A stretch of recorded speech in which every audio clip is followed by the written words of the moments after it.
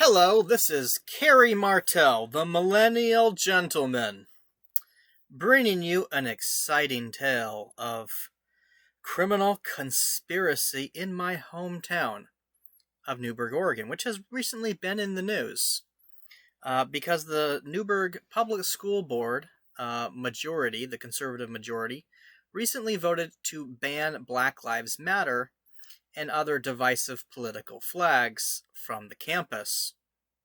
This has resulted in the shadow government of Newburgh, if you will, organizing against these elected officials and orchestrating a campaign of terror against them, of harassment, intimidation, getting them fired from their jobs, having business relationships ended for those who own private businesses, harassing their family and their friends, even going to their churches and harassing them there. All of which is illegal to do against elected officials if you're trying to get them to change their votes or resign from their elected positions. Now, there's a lot more that's going on, too, and I explained it in this article. This article, which is 267-minute read, which comes to about 4 hours and about 40 minutes, I think. It's long, okay? It's long. And there's no way that I'm going to read a 4-hour article. But I'm going to give you a version of it, okay? I'm going to give you a version of it.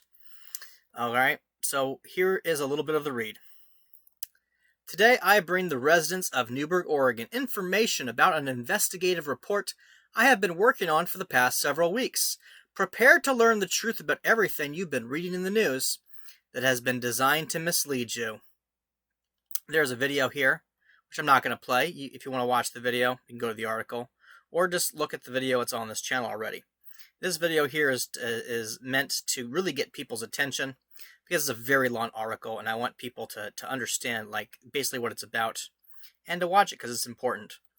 Please note this is a very long article. There's a lot of information to convey because there is a lot involved in fully understanding what is happening inside Newberg, Oregon schools and city government.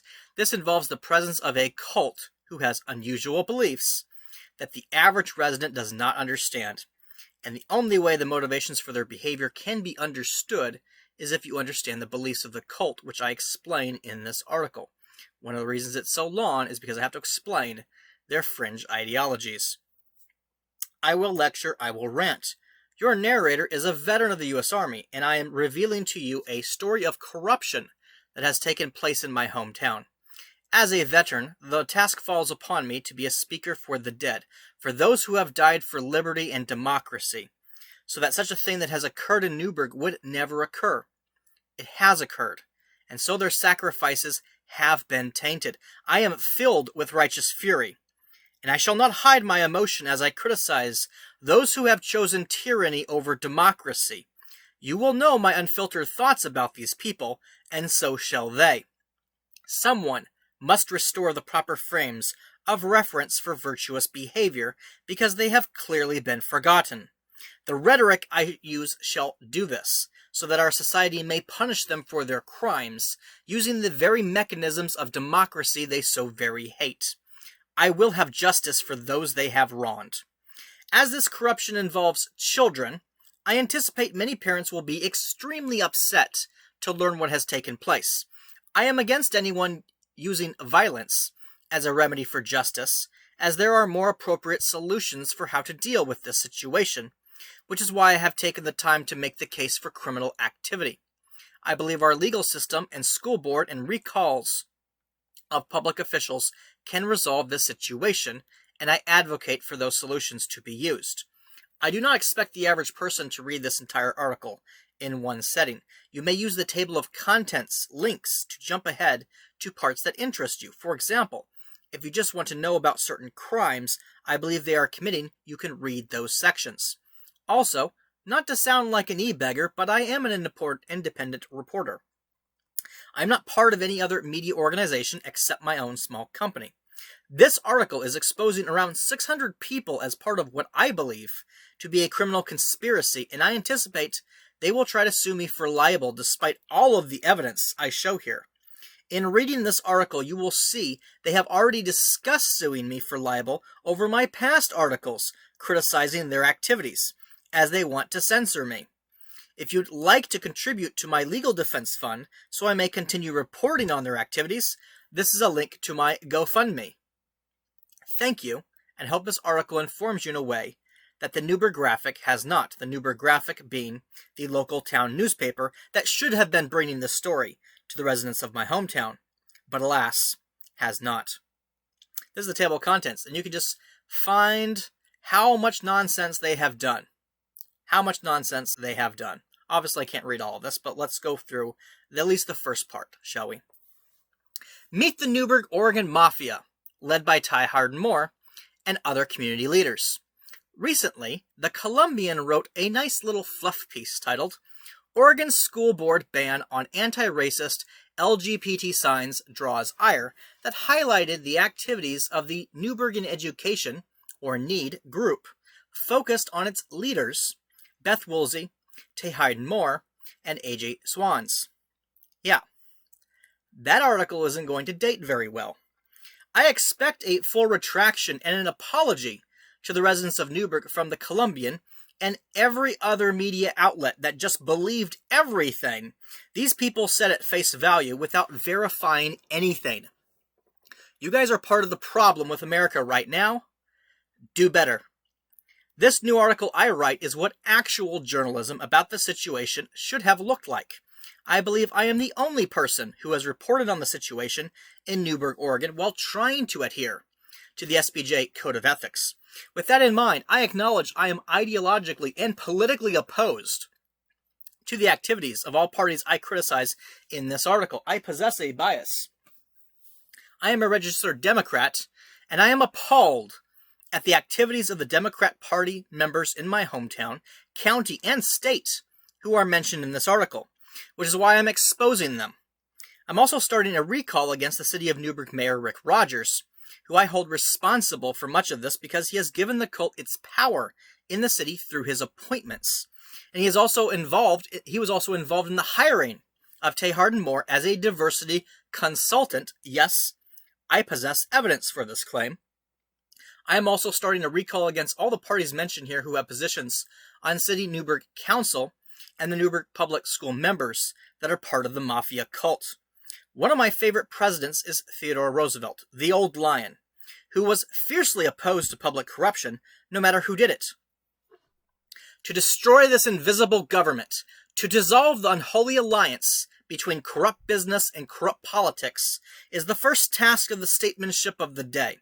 This country belongs to the people. Its resources, its business, its laws, its institutions should be utilized, maintained, or altered in whatever manner will best promote the general interest. This assertion is explicit.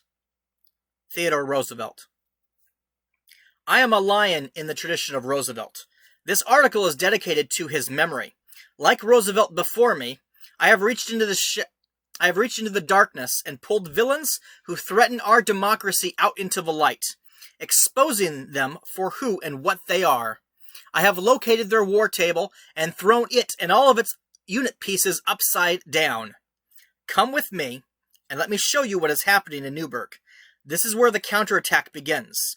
This is where I draw a line in the sand and say, no further. Introduction. In my previous articles about the critical race theory activists who have invaded my small hometown of Newberg, Oregon, I pointed out three important things that other media outlets are not reporting about the situation occurring in my hometown. 1. I have criticized their beliefs and sought to reveal all the fundamental flaws in reasoning these beliefs rely on.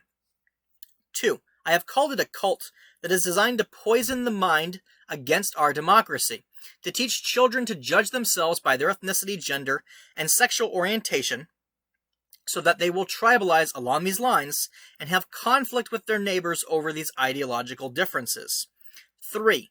I have pointed out that the main leader of this movement, at least in my hometown, Ty Hardin Moore, has worked for the city as a diversity consultant and through this empowerment has been able to indoctrinate many people in our town into her ally to accomplice rhetoric, where she says it's not enough to just support her beliefs, but you must do anything and everything for her ideological crusade to rebuild society in a way that suits her agenda.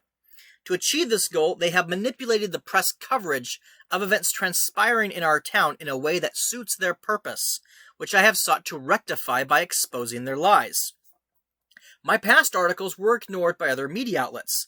Ryan Clark, a reporter for the Newberg Graphic, even mocked me on Facebook.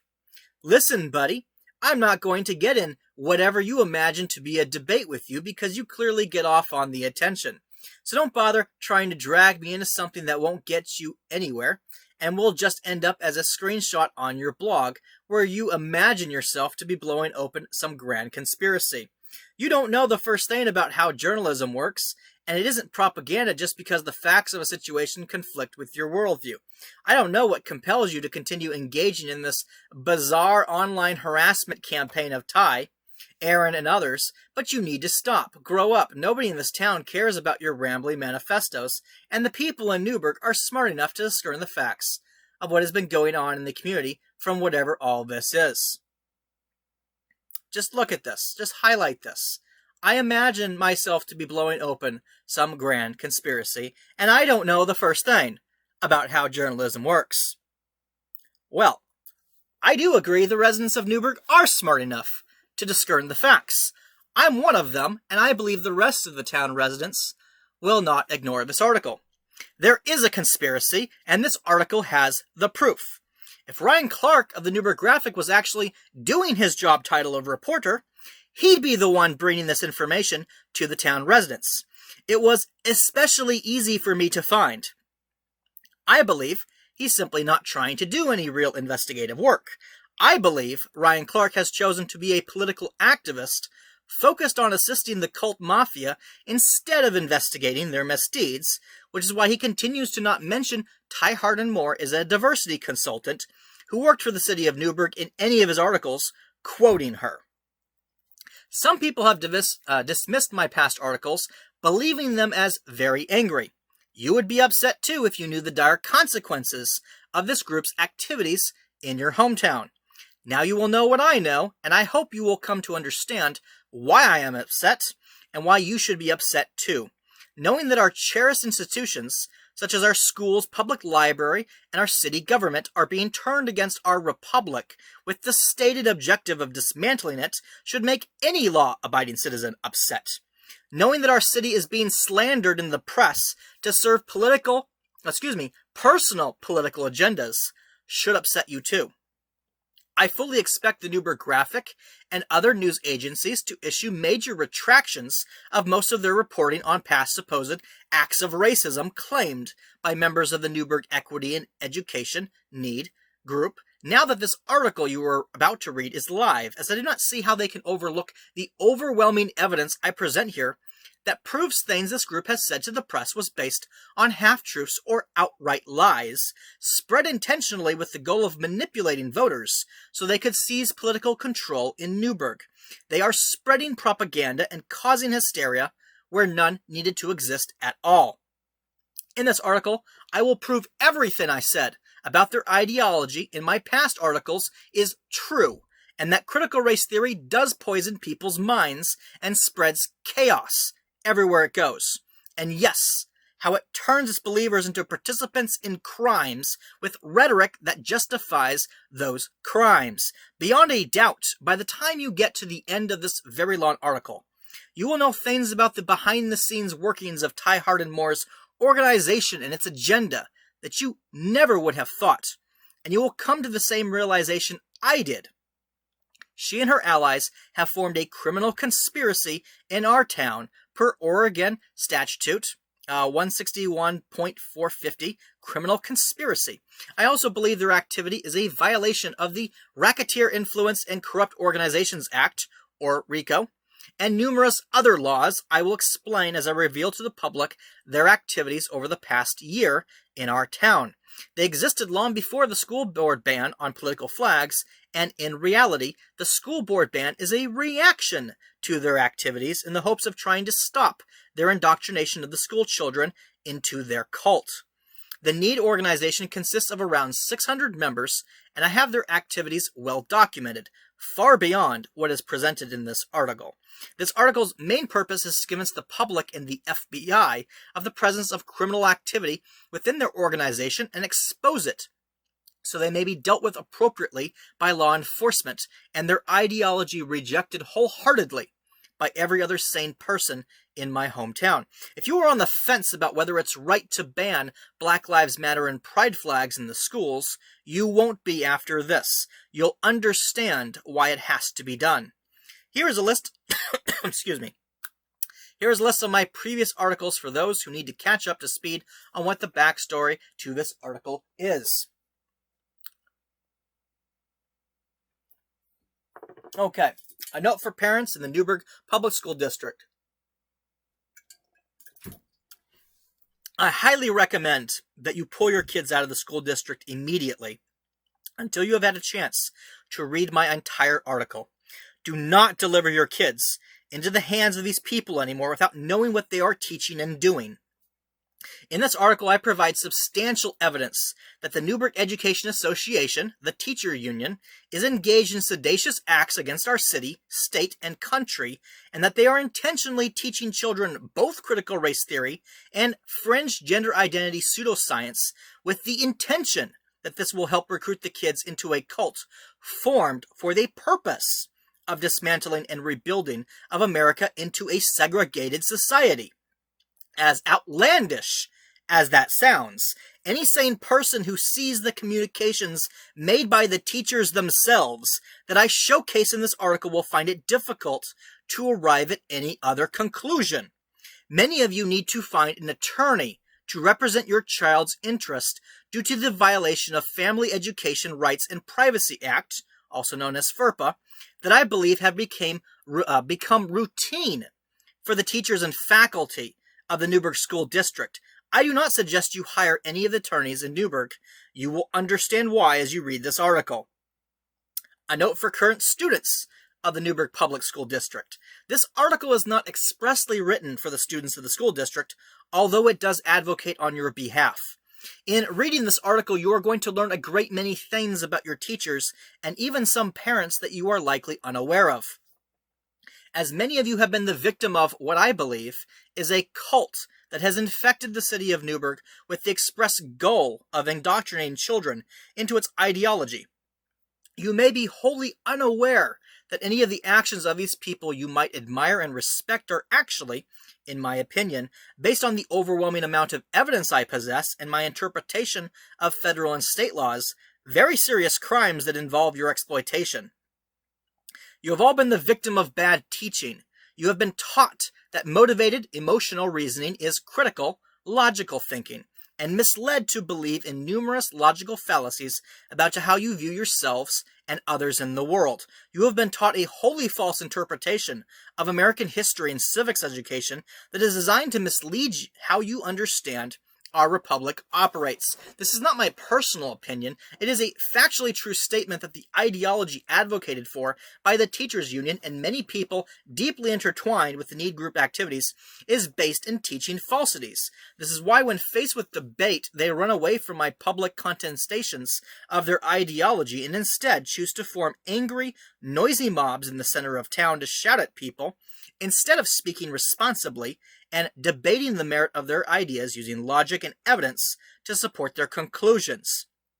This is why they form echo chambers, such as the NEED Facebook group, where the ideology can be taught to people who won't disagree with it.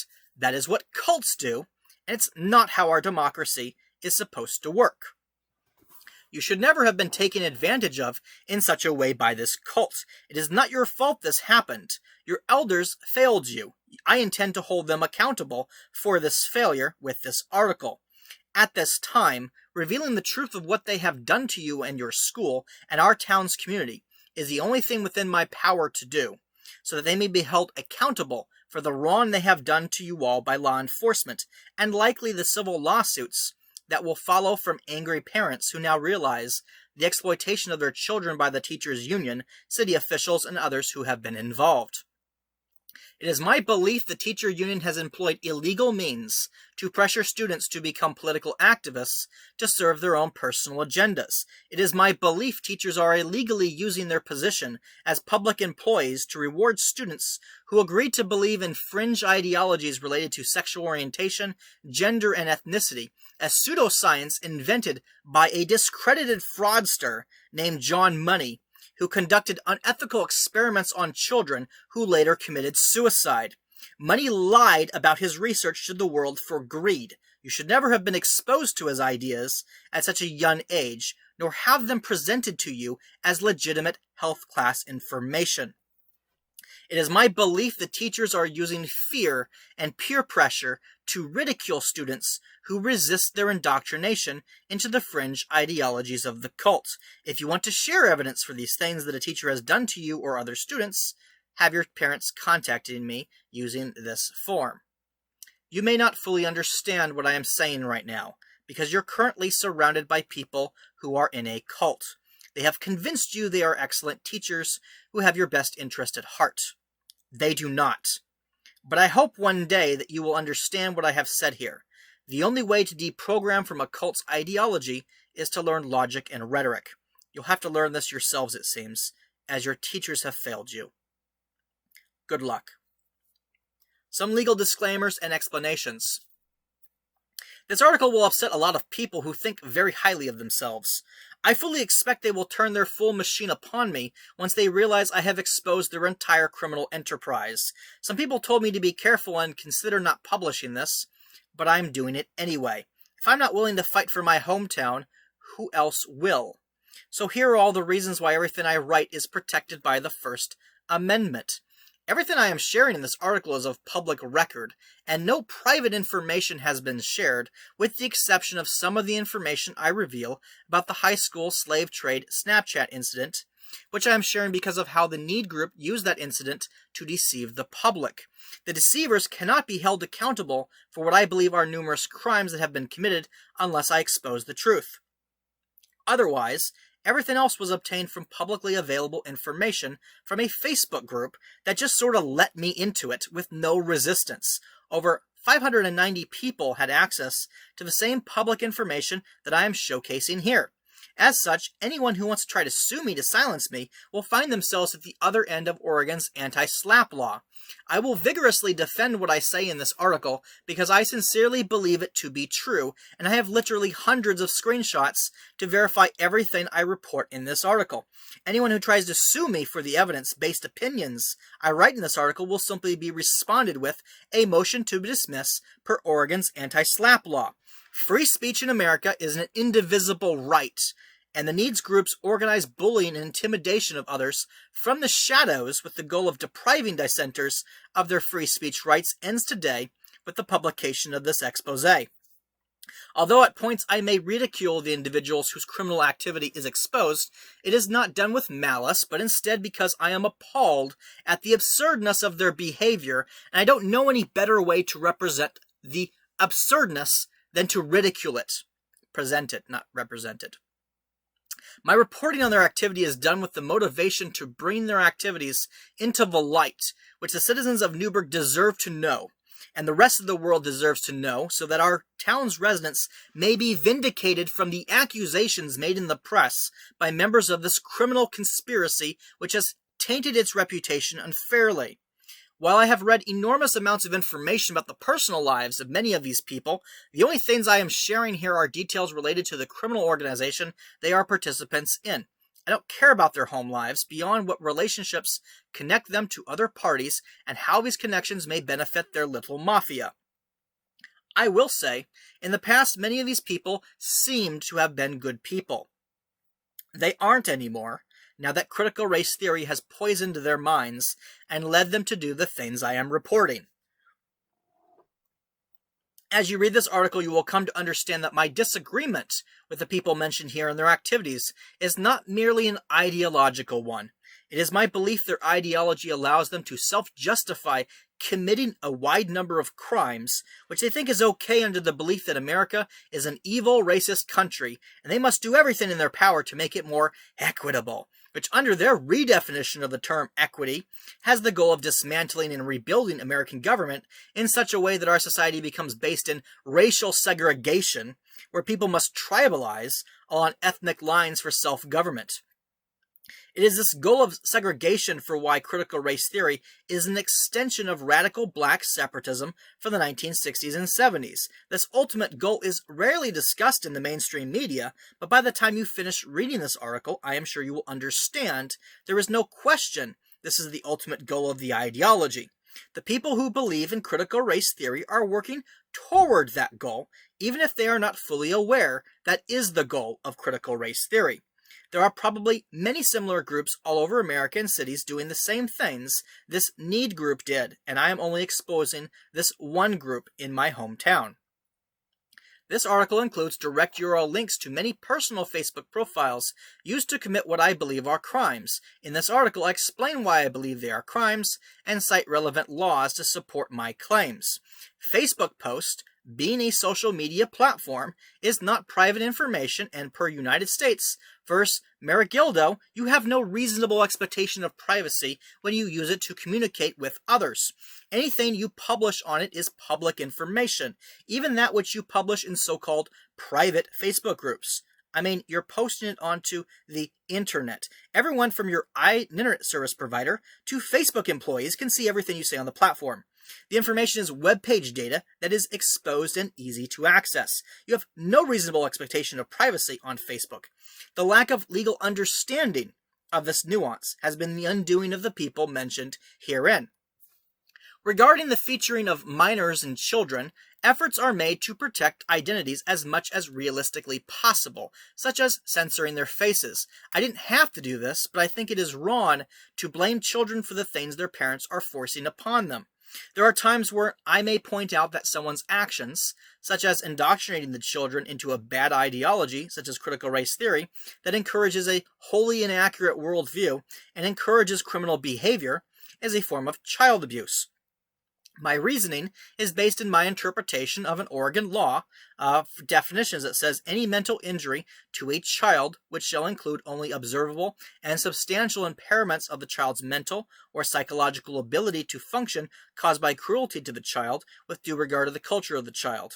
I believe it is cruel to force such an ideology such as critical race theory onto children, as it leads them to grow up to become people such as I describe in this article, who have participated in what I believe is a very obvious case of a criminal conspiracy to undermine the democratic process in Newburgh. They teach their own special brand of racism to the kids that is different than white supremacy, but is still racism. The Facebook profile links are included to provide evidence to the public that the profiles do in fact exist, and also so that law enforcement can include these URLs in their subpoenas to Facebook requesting all of their account data, so that the crimes can be prosecuted. To the accused, you should be aware that even if you delete your information by deleting your account, Facebook still has it and can provide it to a subpoena request. I'm counting on this because the scale of the corruption here is going to probably be applicable to a few different law enforcement agencies and perhaps even some civil matters, given the nature of what I am to reveal. In short, if you're exposed in this article, you're fucked. I may have brought the hammer, but it's your own fault for being such an easy target to hit. Any investigative reporter could have uncovered what I have. I just happen to be the one who nailed you guys first.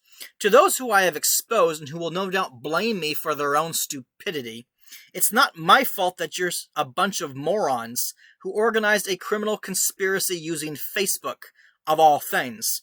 Although, it really wouldn't have mattered which software you used, as I would have still ferreted your activities out. I just want you to know there was nowhere you could have hidden once my sights were set upon you. Blaming me for your leaders being dumb enough to violate the law and use your Facebook group to orchestrate this unlawful activity, and for you to announce your membership to the world by joining their Facebook group where they manage the conspiracy is your fault, not mine. You participated in and supported something evil, and I have done the legally and morally right thing by exposing you. I am entirely within my First Amendment rights to expose the wrongdoing and to also expose who is a supporter of it as a member of the group. I am within my First Amendment rights to point out all of the individuals who belong to said group and who never reported this unlawful activity to authorities.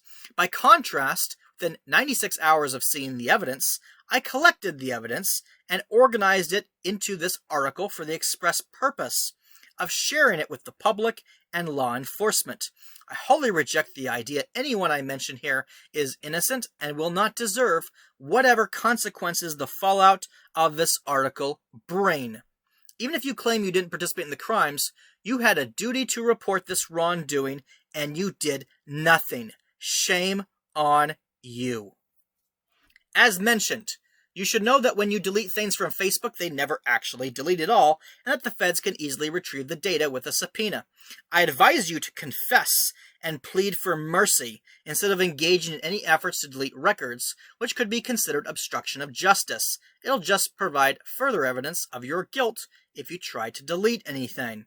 Continuing on, this article will have a downloadable list of every member of this group that I believe is involved in a criminal enterprise by participation in it, along with other public information of relevance to the community interest, such as what companies they work for and their roles in government, of which there are many.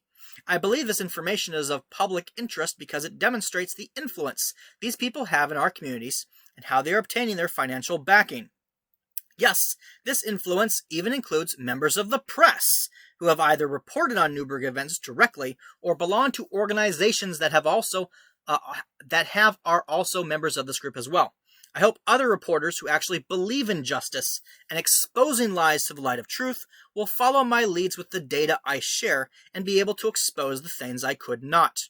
There may be some names of members missing from my list because I have been working on this article non-stop for several days without much sleep, but it should be enough presentation of evidence for anyone who reads it to understand there is unquestionably an illegal criminal enterprise in my town, organized by Ty Hardin Moore, the Newburgh School District Teacher Union, some members of Newburgh City Council, some members of the Newburgh School Board, in addition to numerous lawyers, public service, civil servants elsewhere in the state of Oregon, and private citizens.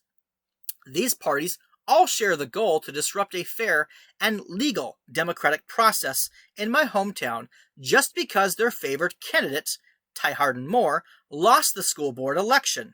They want to control every aspect of government in Newburgh, both the city council and the school board, even if it means creating a mafia to do so. They must be stopped, for their activities threaten democracy itself. The darkness of lies cannot abide the light of truth. To everyone mentioned in this article, you have all been exposed to the dawn, and may the dawn take you all, revealing yourselves for who and what you truly are, seditious traitors to the Republic. Your conspiracy in my hometown now ends. As a side note, this is a very long article. I have a piece of music you can listen to, which I'm not going to play on this channel. What follows is the best and most organized way I can present my argument for why the members of Ty Hardin Moore's support base, the Need Group, are a criminal enterprise, and which laws I believe they have violated. I am not an attorney, but I do believe I understand the laws at work here, and my accusations are therefore my personal opinion based on my review of these laws and how I believe they apply to the activities of the people mentioned herein. I am not giving legal advice, but instead providing my interpretation of the laws I believe are relevant. Who is the Newberg cult mafia? I know, 33 minutes into the video, and we finally get to talk about the evidence, but I had to explain all the other stuff so that people understand what I am doing, why I'm doing it, and why everything that I'm doing is protected by the First Amendment, and I have a right to report upon it.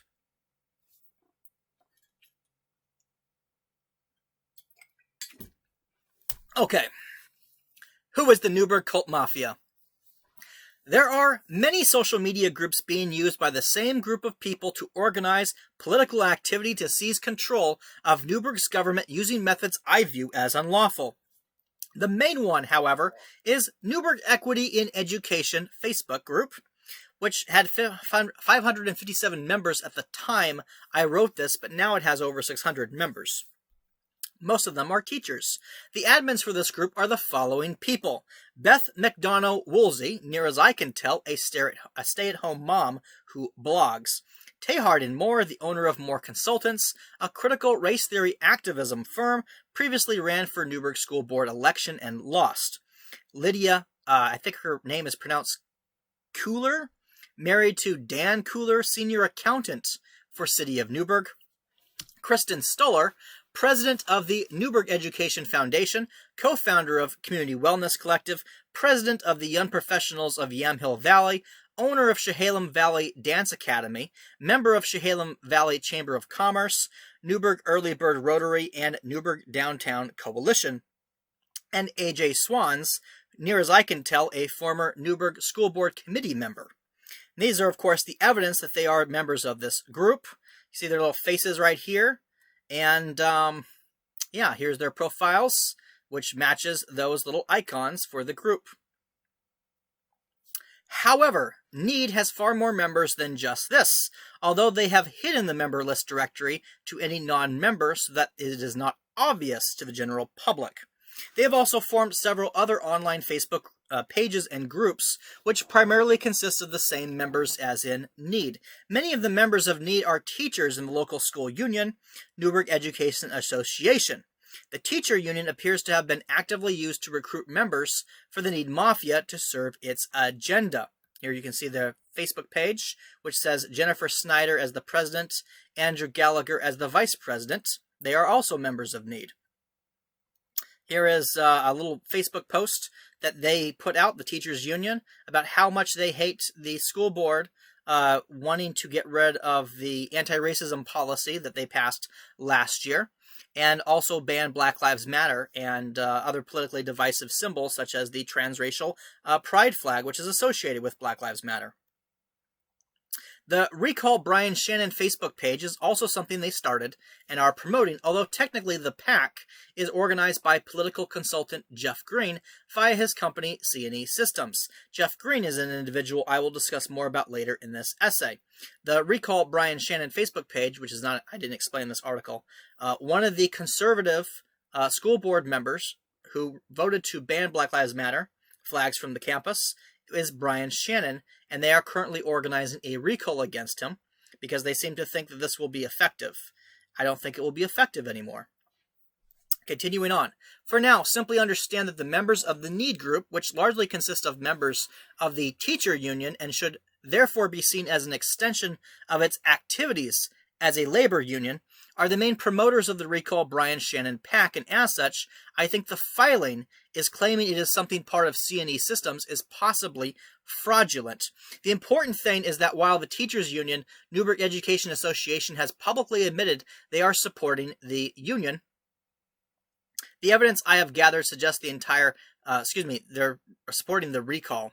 The evidence I have gathered suggests the entire PAC's operation appears to be orchestrated by the teachers union, who is using their employees' unique role as public employees to use these schools to organize political activity during the workday, and is not public knowledge they are doing this. Here is an example of their public statements concerning the recall of Brian Shannon PAC.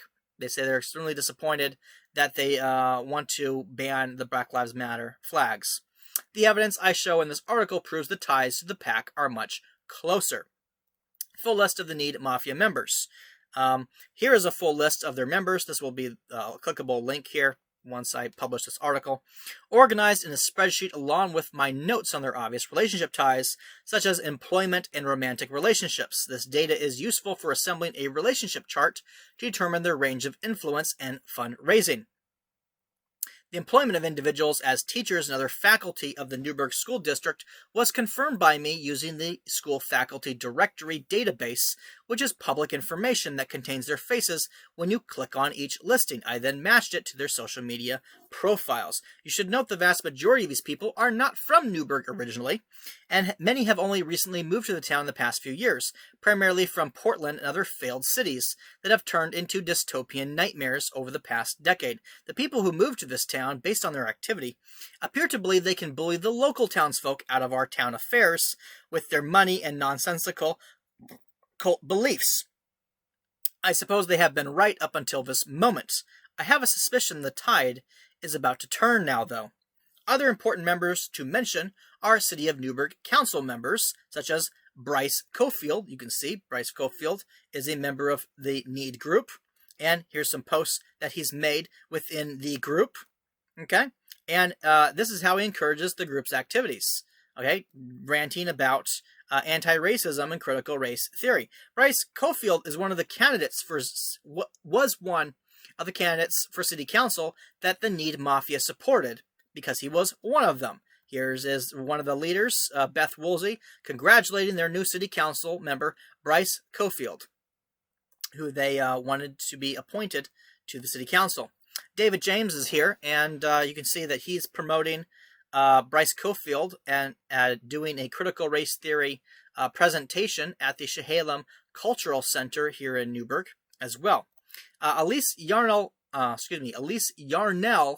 Holloman is another member of the group and is also a City of Newburgh councilman or councilperson, however you want. Again, you see Newburgh Equity and Education, part of the group. There she is right there in the member list.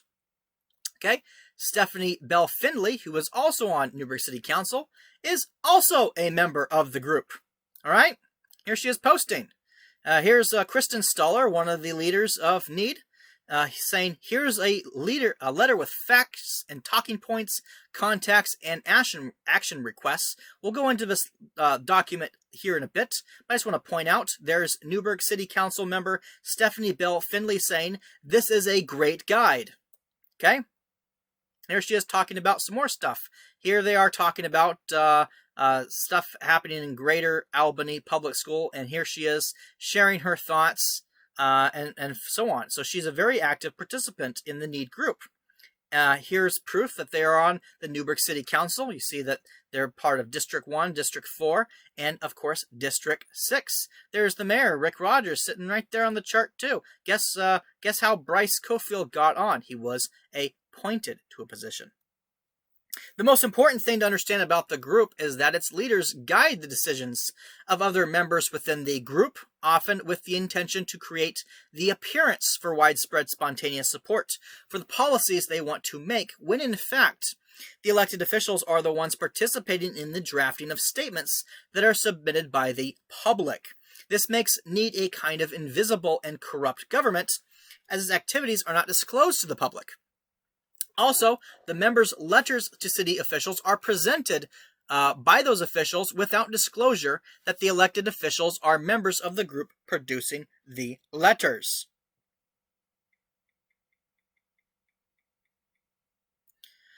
Likewise, elected officials provide a back channel of information to the Need group, giving them exclusive and special access to information. As an example, here's Beth Woolsey saying, taking action, Newburgh Equity in Education is aiming to streamline our response to Newburgh School Board following their discriminatory action banning BLM and pride flags. Please comment, let us know whether you're interested in serving as part of a Need subcommittee in any of these areas. And we'll go more into this post later here. I just want to show, here is Newburgh City Council member Stephanie Belsane. I am happy to help anywhere you need me, ready to take the call to action of the invisible Mafia group here in town. Here's a City of Newburgh Police Chief hiring survey that was shared internally into the Need group to fill out and overwhelm it with what they wanted the police chief to be. Here's, of course, is Newburgh City Council person Stephanie Bell saying the survey was generated by the group hired to do the nationwide search for candidates, same person we worked with when hiring the most recent city manager. Again, back channel communications from the elected officials to this private group of a handful of residents. Well, maybe not a handful, now that they're about 600 people, but there's a population of about 30-something thousand people in Newburgh, and they're not part of this frickin' mafia. This is not democracy. This is incredibly deceptive and tyrannical. Instead of a government for the people and by the people, they are substituting it with a government of their mob. Here is Kristen Stoller with her little fact-check letter and talking points and action acts that she has. And she wants you to email all this stuff to government officials here, such as Powell and DeHart on the school board. Make it seem like, we're just spontaneous random people, not this fucking mob that's trying to manipulate public perception and dictate policy using our tactics. You can see all the people talking about it. This is a great guide, guys. Yeah, definitely Stephanie Bell Findley, Newburgh City Councilman. Wonderful, great guide on how to deceive the public. Perfect. I'm not going to read all of this. You'll have to read the actual article. But you can see their entire documents, all the stuff they wanted people to include in their letters, all the talking points. See, Black Lives Matter is an anthem, a slogan, a hashtag, blah, blah, blah. Nonsense. Fucking nonsense. Here's all the people they want them to email here, okay? How to contact the local media and everything. Please write a letter. Ask 5 other people to write a letter and copy the above email addresses on it. Please also encourage local business owners, organizations, churches, and community letters. Step up, speak up, and send letters. That's right. Signed right there by them all. Of course, they also use the need group to engage in back-channel communications between leaders of different subgroups within the Mafia. Here's a good example from January 22nd. AJ Swans, please take the time to read this recent communication from the district. Been a lot of discussion in Newburgh, Dundee, and Yamhill Fespit groups. This is talking about anti-racism stuff. And here is Newburgh City Councilwoman Stephanie Bell Findley saying, Council has recently delved into the discussion of committees. I'm wondering if your group would be interested in pitching the idea of this being an official city committee. Ad hoc. That's right. We're going to make you guys official city committee people. And you know what? They actually did. And I have the evidence for that also in this article. How many of the people who are on Newburgh City Council committees are in the group will fucking astonish you. The group has, of course, been at this manipulation for a long time. The group was not created in response to the recent school board ban on BLM and pride flags. The group has been in the shadows for at least nearly 2 years, manipulating our city government. Here's a post from July 22nd of 2020 last year. Action needed. We need 5-10 people comment. We need to keep pressure and attention on equity, justice, anti-racism in Newburgh public schools.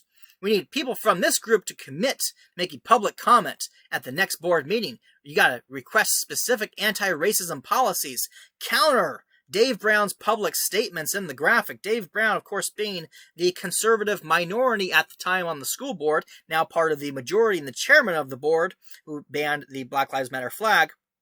But at the time, he was in the minority, and they had control of the school board.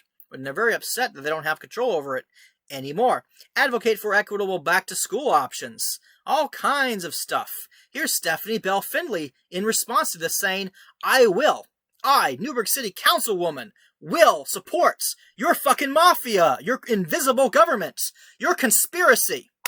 Here you go, people. I'm not going to read all of this. You'll have to read it from the article. This kind of organization is routine habit of the need group. It isn't just the school board they manipulate this way either. They also do it for the Newburgh City Council. As an example, here's an action item. Email counselors from the city of Newburgh regarding the Newburgh police chief search. Let's interfere with absolutely everything, guys. And here's the great thing. You got Stephanie Bell Findley saying, just a little tip from your local counselor. Would be awesome to see emails that outline what qualities you would like to see in this position, rather than just a hire this guy or don't hire this guy statement. And then, of course, here's Bryce Cofield saying, ditto. And yes, there you go. So it should surprise no one that the city of Newburgh drafted a letter to chastise the Newburgh school board members who voted to ban Black Lives Matter flags, given that 3 of the city council members who signed the letter are members of this secret Black Lives Matter supporting Mafia. Yep, these people right here that I've highlighted are members of this fucking Mafia. Wonder how that works out, huh? It's also worth pointing out now that not all of them were elected. Brian Cofield was appointed to city council through the manipulated efforts of the Need Mafia.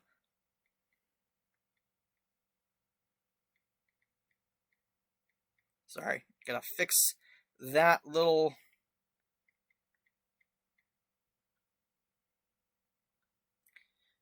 That says now instead of not. I'll fix that before I publish.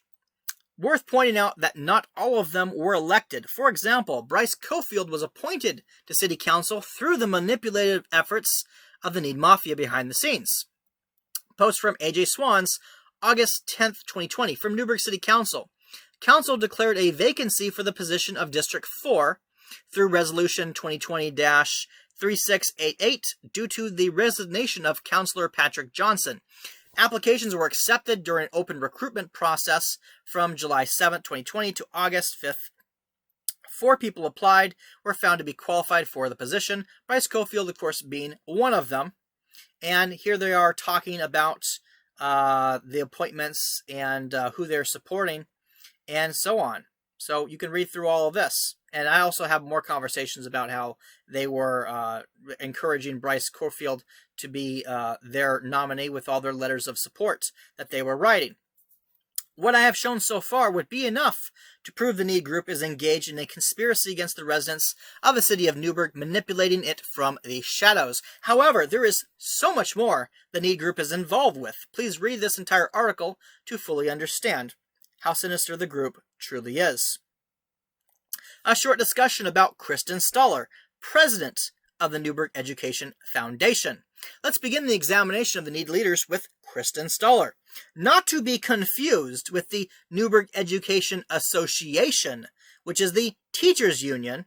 The Newburgh Education Foundation is a suspiciously similarly named but separately incorporated group that, oddly enough, has the Newburgh School District Superintendent, Joe Morlock, on its board. Right there from the website. He's on the board. And there he is, of course, from the Newburgh website, school district. And, of course, from the Oregon Open Gov database, I have registration showing Kristen Stoller as being part of that nonprofit.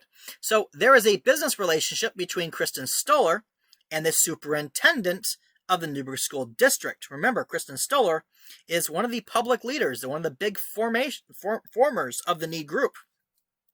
Joe Morlock is a business partner of hers. I mean, nonprofits are still a business after all. I find this intriguing, given the activities of Kristen Stoller. By the way, in full disclosure, Kristen Stoller has in the past commented on my previous articles with such eloquent prose as, "Take this down." And then when I said no, she typed in all caps, "eye roll." Surely worthy of someone who is the head of an education foundation. I am, of course, being facetious here. From what few interactions I've had with her, along with everything else I can gather about her, I genuinely think Kristen Stoller is a moron, and she has no business operating such a thing. I'm also alarmed that the school district superintendent is involved with this nonprofit and has enabled her. I believe Stoller's public ties to Joe Morlock are an indication of Morlock having ties to her activities in Need, since everything Stoller does seem to have enormous crossover. I also think she has some major conflicts of interest at work in what she is doing. Kristen Stoller is the founder of the Community Wellness Collective that operates inside the Newburgh schools and solicits donations from town residents. I have registration here, and you'll notice Ryan Howard, who is an attorney here in Newburgh, who is on the entity of record name, helped set up the company. So take note of him. You should know that he is a member of the Newburgh Equity and Education group as well. We'll return to Ryan Howard later in this article. From the Community Wellness Collective website, we get a list of publicly involved members, and you see, here she is, CEO of the Chehalem Valley Dance Academy and everything else that she fucking does, and she's on the governance of the board of members for the Community Wellness Collective in Newburgh Schools. And here's all these other people that are involved as well. These are the people mentioned on the website that are members of Need. You got Elise Yarnell popping up again. Here she is once more. And Jerry Frankenberger, who is also part of Need. And Heidi Hopkins, who is also part of Need. The wellness nonprofit is separate from the Newberg Education Foundation, but it does operate inside these schools and is mentioned on the Education Foundation website. And so Stoller has enormous conflicts of interest intertwined in these multiple roles she carries within the Newburgh school community, especially given that she has the Newburgh School District Superintendent on the board of one of her companies. Kristen Stoller, also to my knowledge, owns Chehalem Valley Dance Academy, which according to others in town operates a COA program center within the dance academy. I looked into this, and it does appear Stoller's dance studio is a vendor on the spreadsheet for the dance programs as part of CO, which is some kind of experimental homeschool program funded by the school district, I think, and I show a spreadsheet showing that she's one of the vendors. This to me sounds like another conflict of interest given her other professional relationships to the school. I don't know if Stoller gets any kind of financial compensation for operating such a COLA program in her location, but the simple fact that it brings parents and kids into her private business, a dance studio for kids, where they can also sign up for her private dance classes, is a clear financial incentive for Stoller to operate such a thing in her private business. It's perplexing to me why she has so many different financial ties to the Newburgh public schools, and no one has seemed to bat an eye about this. Kristen Stoller is married to Francisco Stoller, who is a real estate agent in the area with 2 websites. Near as I can tell, he's not directly involved with the Need Group as a member, but his wife most certainly is, and I like to point out financial and relationship ties in these kinds of exposés. Let's talk more about this community wellness thing Stoller has made, because I don't fully understand why this is in the schools. Why is a nonprofit that solicits donations from the community on its website and that has leadership populated by teachers and Need members operating inside a public school as some sort of private therapy practice for children? This is very unusual.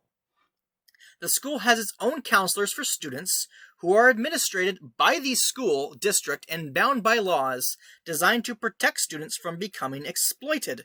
Since the faculty members are public employees, why has something this absurd been allowed to be created within the Newburgh School District? Is this how powerfully influential Kristen Stoller is within the Newburgh educational community due to her role within Need that something this highly ethically dubious has been permitted since 2019?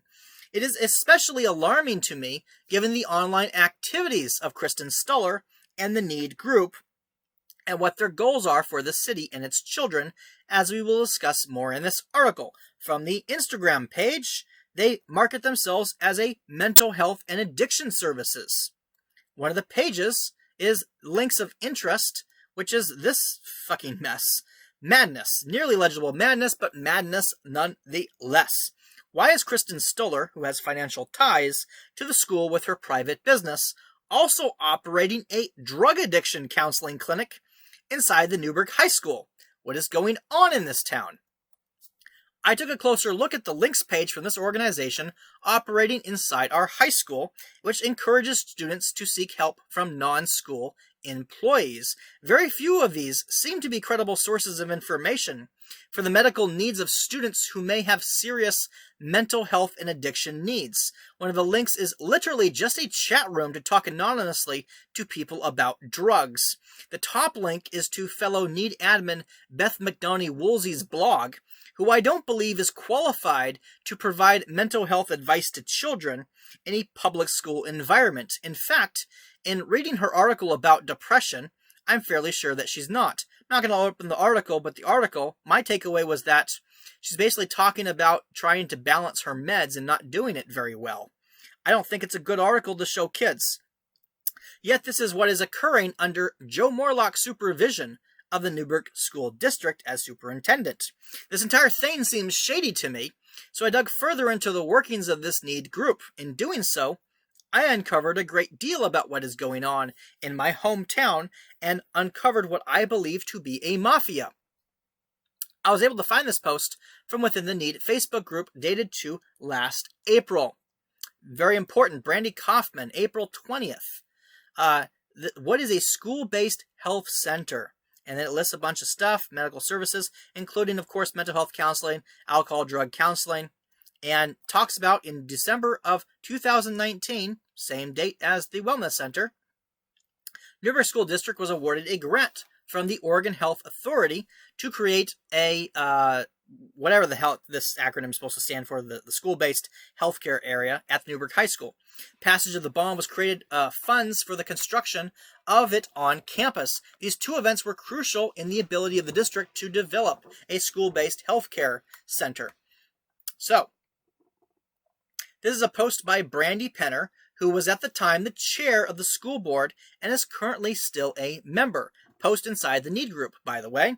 I can only assume that the school-based health center she is referring to is the Wellness Center, and if so, that means it was set up to obtain a grant from OHSU.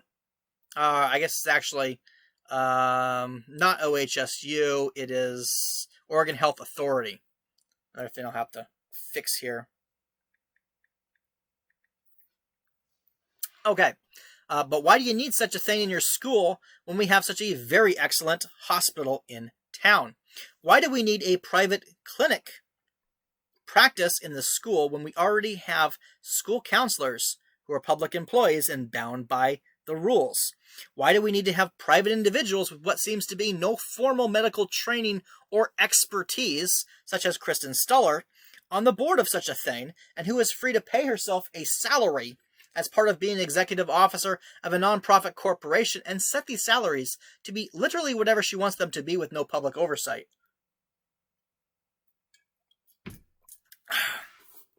While there seem to be people who have expertise in these areas involved with the Wellness Center, I find the entire situation to be very unusual and unnecessary.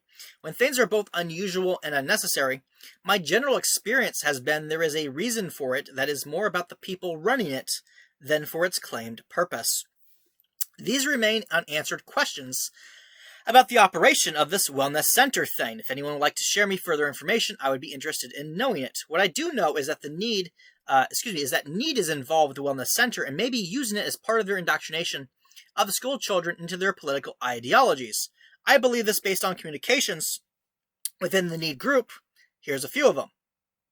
Okay, here's a thing where they talk about how terrible the blackface incident was, which wasn't really blackface, but I can't even go down that rabbit hole right now.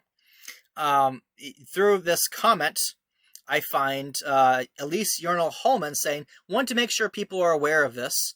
The Wellness Center at Newberg High School is here for the kids. And Jerry Frankenberg says, trauma-informed, anti-racist, gender-affirming care for the Wellness Center. We're steadfast in these values. So that's why I think that they're using it to indoctrinate kids in a critical race theory and gender identity nonsense. The sections I highlighted may seem benign at first. They won't after you understand the ideology of the NEED group and what they mean by anti-racism and gender-affirming care.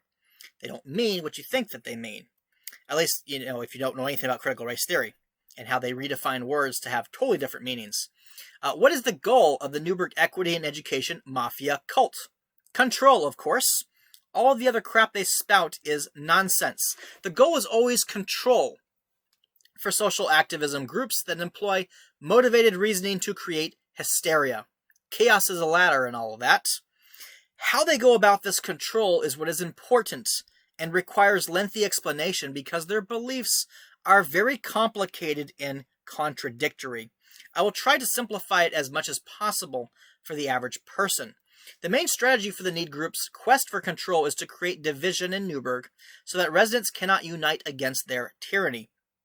This is done by indoctrinating the most number of people they can into hating America using a belief system commonly referred to as critical race theory to distinguish it from other kinds of anti-racism training, such as that using a common humanity approach that teaches not to judge people by ethnicity, gender, or sexual orientation, and instead to base judgments on a person's character and talents, meritocracy-based judgments.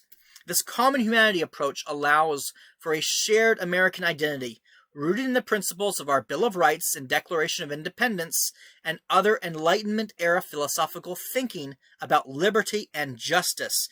Please understand, when I say anti-racism training henceforth. And when you see the screenshots of NEED members talking about racism and anti-racism, these terms are not used the same way that anti-racism was used in schools during the 1980s to the 1990s. The kind being discussed is the critical race theory version of racism and anti-racism. Put simply, if you believe in Martin Luther King Jr.'s vision for America, the one where he said, "I have a dream that my 4 little children one day live in a nation where they will not be judged by the color of their skin, but by the content of their character," then you are a common humanist person, and you believe the same things about race that I do.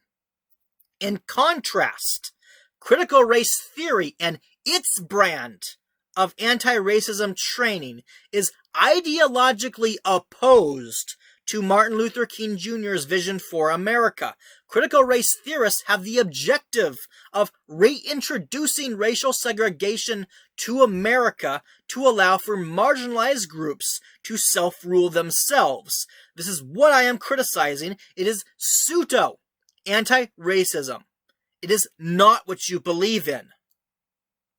What critical race theory actually is. Critical race theory does not employ a common humanity approach. Instead, it advocates a common enemy one, where it says that people should tribalize themselves into groups whose cultural identity is based on factors such as ethnicity or gender or sexual orientation, and that a person's merits or quality of character have little to do with morality. This is because moral judgments are made within critical race theory's framework based on whether someone belongs to one of these tribal groups formed along sexual orientation, gender, or ethnicity. Some tribal groups are viewed as less moral than others based on gender, ethnicity, and sexual orientation, thus the moniker of common enemy. This leads to the critical race theorists becoming biased against, for example, heterosexual white males who, according to their common enemy framework, have as an imagined tribal group unjustly taken power in America and gained special treatment and benefits by virtue of their ethnicity, gender, and sexual orientation affiliation with other members of the cis white male tribe. Consequently, being cis white male is viewed as possessing inherent negative moral qualities unless you have adopted critical race theory beliefs and are using your privileges to benefit the cult. Examples here from within the NEED group communications. Jamie Setta, he is the definition of clueless, privileged white man reinforcing white supremacy. Jenny Krakenberg, Director Brown saying now that he and his side got what they wanted, then everyone should call it even and be nice is another incredibly male white move. Here's Tay Hyden Moore, Ty's Equity Corner from within the NEED group. What is anti-racism? Anti-racism is the active process of identifying and eliminating racism by changing systems, organizational structures, policies, and practices, and attitudes so that power is redistributed. What did she say in the sentence right before it? Oh yeah, it examines the imbalances between people of color and white people. Why? Because only white people can be racist within critical race theory's fringe cult beliefs. In summary, common enemy frameworks blame a single group for all the problems of society. In this case, critical race theory blames white people, and to some extent, specifically white heterosexual men. In this regard, it is not much different than the Nazism that blamed ethnic Jewish people for the problems in Germany. There are numerous kinds of claims made by the critical race theory framework, which I have discussed in detail in my past articles. However, the specific claims it makes is not what is most important to understand about its ideology. Instead, what should be looked at is what its effects are on people. What does the ideology want people to do with the beliefs? By examining what behavior it expects and demands of its believers, we can actually see what critical race theory is really about. It is critical to always judge a belief system by the actions it encourages its believers to take, instead of judging a belief system only by how pleasing the words it uses sound. Many people often have trouble determining the trustworthiness of others because they confuse words with being the same as actions, and this allows them to ignore the contradictions between another person's statements and that person's actual actions. This gap between words and actions is what actually determines trustworthiness. In reading the rest of his article, you will see what the actual actions of the need group as a collective are, and how these actions are contrary to what the members say their actions are. The way in which I will point out the contradictions is by showing how their actions are crimes and the damage they are doing to other people, such as the children they are teaching.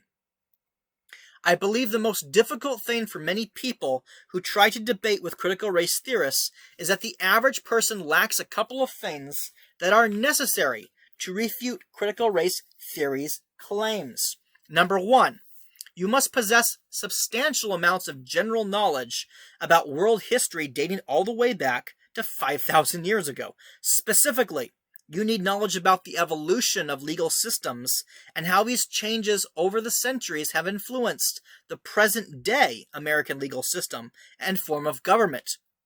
You also need to know the finer details about the institution of human trafficking and slavery over the span of the past 5,000 years. You also need to know a lot of minute details related to American history to catch the errors made by critical race theory writers.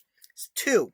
You must possess a substantial amount of general knowledge about philosophy, epistemology, especially Enlightenment-era philosophies that deeply influenced the formation of American government. Our legal system was designed to create an ideal society based upon Enlightenment-era principles. Enlightenment philosophers, notably Immanuel Kant, Adam Smith, and Denis Diderot, actually rejected the colonialism that critical race theory frequently accuses Enlightenment philosophers of supporting, but you wouldn't know this unless you've read them. 3. You must be very well versed in the employment of logic and how to use your knowledge of world history, the history of law, specifically the evolution of legal codes in America and its many states, the history of slavery in America, and conflicts with indigenous people. As said before, you also need to understand Enlightenment-era philosophy too, and be able to use that knowledge to support your arguments. These 3 things are areas the average American is largely unaware of. Outside of academia, there is almost no useful purpose to know these things, as they are not required for any work besides teaching and authorship in these subject areas. I would go so far as to suggest most lawyers don't fully understand the history of law in America because it's not essential information for the occupation. Lawyers study current laws, not past laws. Knowing all 3 of the subject areas needed to counter the claims of critical race theory in a detailed way is only of interest for historians and philosophers. Sadly, when this group of academics speak out against critical race theory, they get censored by the universities and or fired. And I have a recent article here to Fox News. A Portland State professor resigns under pressure because they were going to fire him because he spoke out against critical race theory. I cannot be censored nor fired. These subject areas happen to be things I have been very interested in since I was a teenager. I never studied these things in a higher education setting because I had no interest in pursuing a career as a historian or a philosopher. It's rather difficult to make a living in those careers. Yet, because I have a hobby interest in them, I have continued to read about them throughout my life. I would hardly say I'm an absolute expert in every aspect, but I know enough to see contradictions and glaring errors when critical race theorists talk about these subjects and construct false narratives to win their ideological debates. I know where to look to find credible information that refutes their arguments. This is more than the average American can do. Critical race theorists often seek to confuse people about what it is they are teaching by claiming they are not teaching it. They say instead that critical race theory is a legal framework, or something along those lines, that is distinct from anti-racism and diversity and equity training. This is a lie. When looked at from an epistemological viewpoint, a philosophical viewpoint, critical race theory is the root framework, and it is merely applied to subjects such as law, history, anti-racism training, diversity training, and so on. While the term critical race theory is a term invented by Kimberly Crenshaw a decade after Bedell and Katz wrote their books that Crenshaw and others built upon, neither Bedell nor Katz gave any unique specific name to their ideas, and instead merely redefined what anti-racism and diversity meant. Critical race theory is thus the best term for this framework that is applied to many different fields. In my personal opinion, having examined its literature for around a decade, I think many aspects of critical race theory has been designed to intentionally exploit the average American's lack of knowledge in the subject areas and utilize the scant amount of information they know to manipulate the average American. It constructs narratives using the small amount of common knowledge people are taught by the public education system, and then weaves elaborate framework designed to mislead them. In this way, I believe it is very sinister in its designs as something specifically intended to trick Americans. It then presents itself as a framework for detecting the otherwise invisible racism that exists everywhere in American society by mixing descriptive and normative concepts together, a mistaken reasoning which goes unnoticed by anyone who doesn't have a background in philosophy, specifically analyticity for a linguistic meaning, because the average American has never read the works of philosophers such as David Hume. They don't know about things like the is-ought problem and fact-value distinctions. Therefore, they cannot see how critical race theory repeatedly makes this mistake. Like this is maddening for me. I don't understand how so many fucking people in academia can't see this shit. This is really pisses me off. Anyway, continuing on. The rhetoric of critical race theory is rooted in motivated reasoning. That is, ideas that sound correct because they make your pre-existing beliefs feel confirmed and validated, and not because there is any evidence for them. Anecdotal situations, such as past conflicts with people who were white, will be used to justify the racist beliefs, while dismissing any similar disputes a person might have had with anyone who is not white.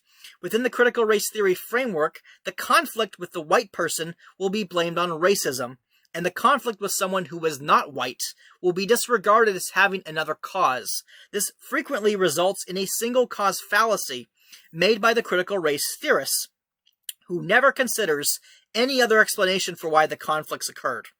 The primary method of motivated reasoning is to create new definitions for what words like racism and equity have commonly meant. In the critical race theory framework, racism is not merely having racial prejudice, but also requires you to be someone who is white. Here, Ty Hardin Moore. What is racism?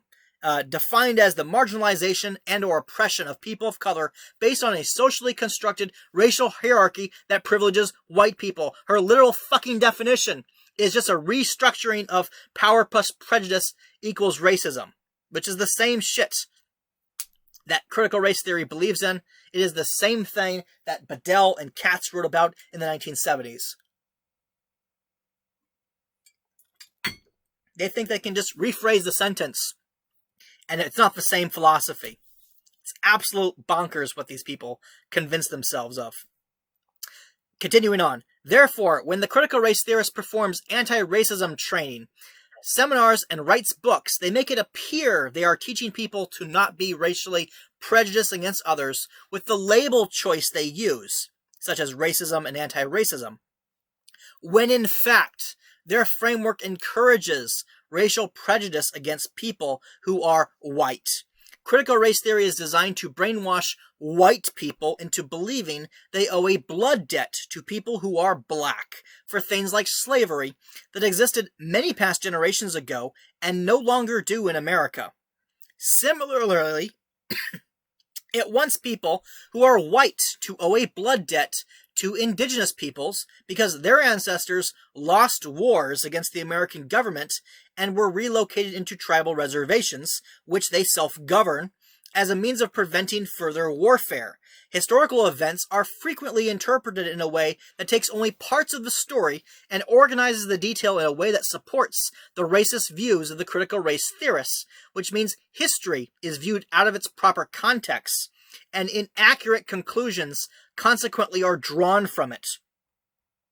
As an example from within the Need group, Steve Merker: I am truly of the opinion that so many of the problems we experience come from white men, and those problems start young. Something about the mix of white privilege and toxic masculinity. I am aware that I am talking about myself. An example of a member of the cult who has been convinced he owes a blood debt because of his gender and his ethnicity. As an example, critical race theorists ignore that the vast majority of white Americans today descend from immigrants who arrived from Europe after the outlawing of slavery, who came to America to take advantage of the Homesteading Act. Consequently, the vast majority of white Americans have no ancestors who enslaved anyone in America, and the vast majority of towns that exist today west of the Mississippi never had slavery because they did not exist until after the passage of the Homesteading Act, which is after the Civil War. Furthermore, the vast majority of people who do descend from people that were early colonists never had any ancestors that owned slaves either. Owning slaves was expensive and something only rich people had the luxury of affording. The vast majority of Americans in the colonial days were farmers who worked their own lands. Likewise, critical race theorists look at the history of American settlers and indigenous tribal peoples out of context, ignoring that the temperature of the relationships over several centuries was actually largely beneficial to both sides, and when warfare occurred, both sides held at fault in most cases. They ignore that hundreds of years of European indigenous contact in the Americas were primarily positive relationships that led to intermarriage between the ethnic groups. Critical race theorists ignore that the wars that led to the conquest and sequestering of certain tribes and reservations were wars started by indigenous people against settlers, usually over trade disputes or treaty terms, and the complexity of events taking place during the Sioux Wars, especially the Battle of Wounded Knee, and the insurrectionist nature of the Ghost Dance movement is greatly downplayed. As part of this desire to paint past Americans as always the bad guys in every conflict, the critical race theorist overlooks that indigenous tribal people were, just like every other human culture pre-20th century, extremely prone toward violence to obtain resources and settle disagreements. Indigenous tribes fought with and enslaved defeated tribes and conquered territory long before Europeans made contact with the groups. This is an unsavory thing to us today, but was considered normal for most of human history everywhere on the planet for most of our known history. Europeans didn't introduce slavery or war to the Americas. Thus, the conclusions critical race theorists make about historical American interactions with indigenous peoples are factually incorrect. The critical race theorists also ignore that war is not the primary cause of the decline of the populations of indigenous people, but instead disease from contact with viruses that indigenous peoples' immune systems had no prior contact with. This was not the fault of European settlers and traders, as nobody even knew what a virus was during this time period. The other major thing that led to the decline of indigenous populations was intermarriage between American settlers and indigenous peoples as a result of the good relationships between these groups that existed in most parts of Americas during this time period. When intermarriage is acknowledged at all by critical race theorists, it is always painted in a negative light to claim the relationships were morally wrong, simulations, and they reject the notion these marriages were actually consenting, happy unions between lovers to form families for the same reasons people form inter-ethnic marriages today, because two people fell in love and decided to start a family. Instead, critical race theorists focus on declining populations on certain tribal reservations today, which is partly a consequence of the habit of tribes and the U.S. Census Bureau to not recognize many descendants of tribal people based on what percentage of ethnicity they have after intermarriages between ethnic groups, which, in my opinion, is a racist way to view people, and I think the U.S. Census Bureau should stop doing this. It is because of a blood purity ideology for who is allowed to be considered a real full-blood member that their recorded populations are reported to be declining when they probably are not if actual number of descendants are taken into consideration. If these tribes in our census stopped viewing intermarriage outside their tribes in this way, their numbers would be substantially larger. Admittedly, the blood purity concept was introduced to tribes by Americans and also mistakenly pushed on them legally due to things like the Indian Reorganization Act that have had unintended consequences, but that's another topic altogether. As I said, I think the practices of the Census Bureau should be reformed. I'm spending a lot of time explaining this for a reason. History is a complex subject, and I don't believe critical race theorists are interested in genuinely understanding the events of the past. They explore history to find anecdotal examples that support their ideological beliefs, and then craft a narrative that leaves important details out that contradict the story they want others to believe. When the kinds of facts I have mentioned are pointed out, they dismiss them and accuse the other dissenter as being racist or lying, usually by claiming they must be lying due to their gender or ethnicity. This is why it's a cult. When they cannot contest evidence, they simply label you morally wrong for disagreeing with them. It's also important to understand because the way that Indigenous people have been allowed to have self-governance, sovereignty, and special perks, such as gambling casino monopolies in many states, this has impacted critical race theory. The special status of tribal reservations is a status the black separatists want for themselves. Their concept of equity relies entirely upon the special status that tribal reservations have, which is a result of past treaties that ended wars. The way that critical race theory desires to obtain this special status for blacks is by re-implementing segregation into American society to obtain these perks for themselves. The easiest way to understand the motivation of the critical race theory ideology is that it is designed to convince a person who is white that they owe a blood debt to someone who is not, for things that the white person has nothing to do with, nor any responsibility for.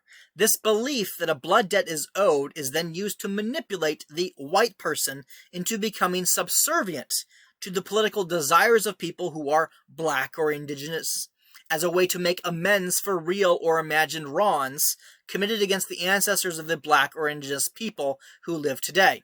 As an example from within the Need group, which demonstrates this as part of their ideology. Post from AJ Swans, August 8th, 2020. There can't be real change until white people are willing to give up some power and resources where they live. Broadly speaking, white Americans and other people with socioeconomic status have to be willing to give up something to have a more just and equitable society. Look at all the people who like this post. There's a Lupita here, which I think is very noticeable, you see, because take note that the Facebook user Lupita liked the post. She is Guadalupe Martinez Zapata, the vice chair of the Oregon Department of Education. Her activities within the Need group will become very relevant later in this article. Within the critical race theory framework, white supremacy is then redefined to basically be any group of whites who rejects the idea they owe a blood debt and will not join their cult. Thus, critical race theory is a continuation of ideologies that were fundamental to the black separatist ideologies of the 1960s and 70s that sought to allow black communities to self-govern themselves with sovereignty the way that indigenous tribes do on reservations. Instead, the Civil Rights Act of 1964 was passed, and the common humanity approach was taught in schools across America up until most recently. The thing I dislike the most about critical race theory is that it is counterproductive to what it claims to want to do. If you believe in its perception of America, then you must also believe that being black or brown person is some kind of disability in society that makes it impossible for a person so afflicted to advance in society the same way that a white person can. It requires even its most aggressive adherents to develop a kind of learned helplessness, where they are convinced they must recruit allies to help them accomplish goals, and that these allies owe them a blood debt. What it really does to a person's mind, especially a young child's mind, is chain it down. Opportunities are not pursued due to a belief they will fail due to skin color, when they may in fact have been successful if they tried. And it interferes the formation of truly equal friendships and partnerships between people of different ethnic groups who adopt its ideologies. I am a common humanist. These people are not.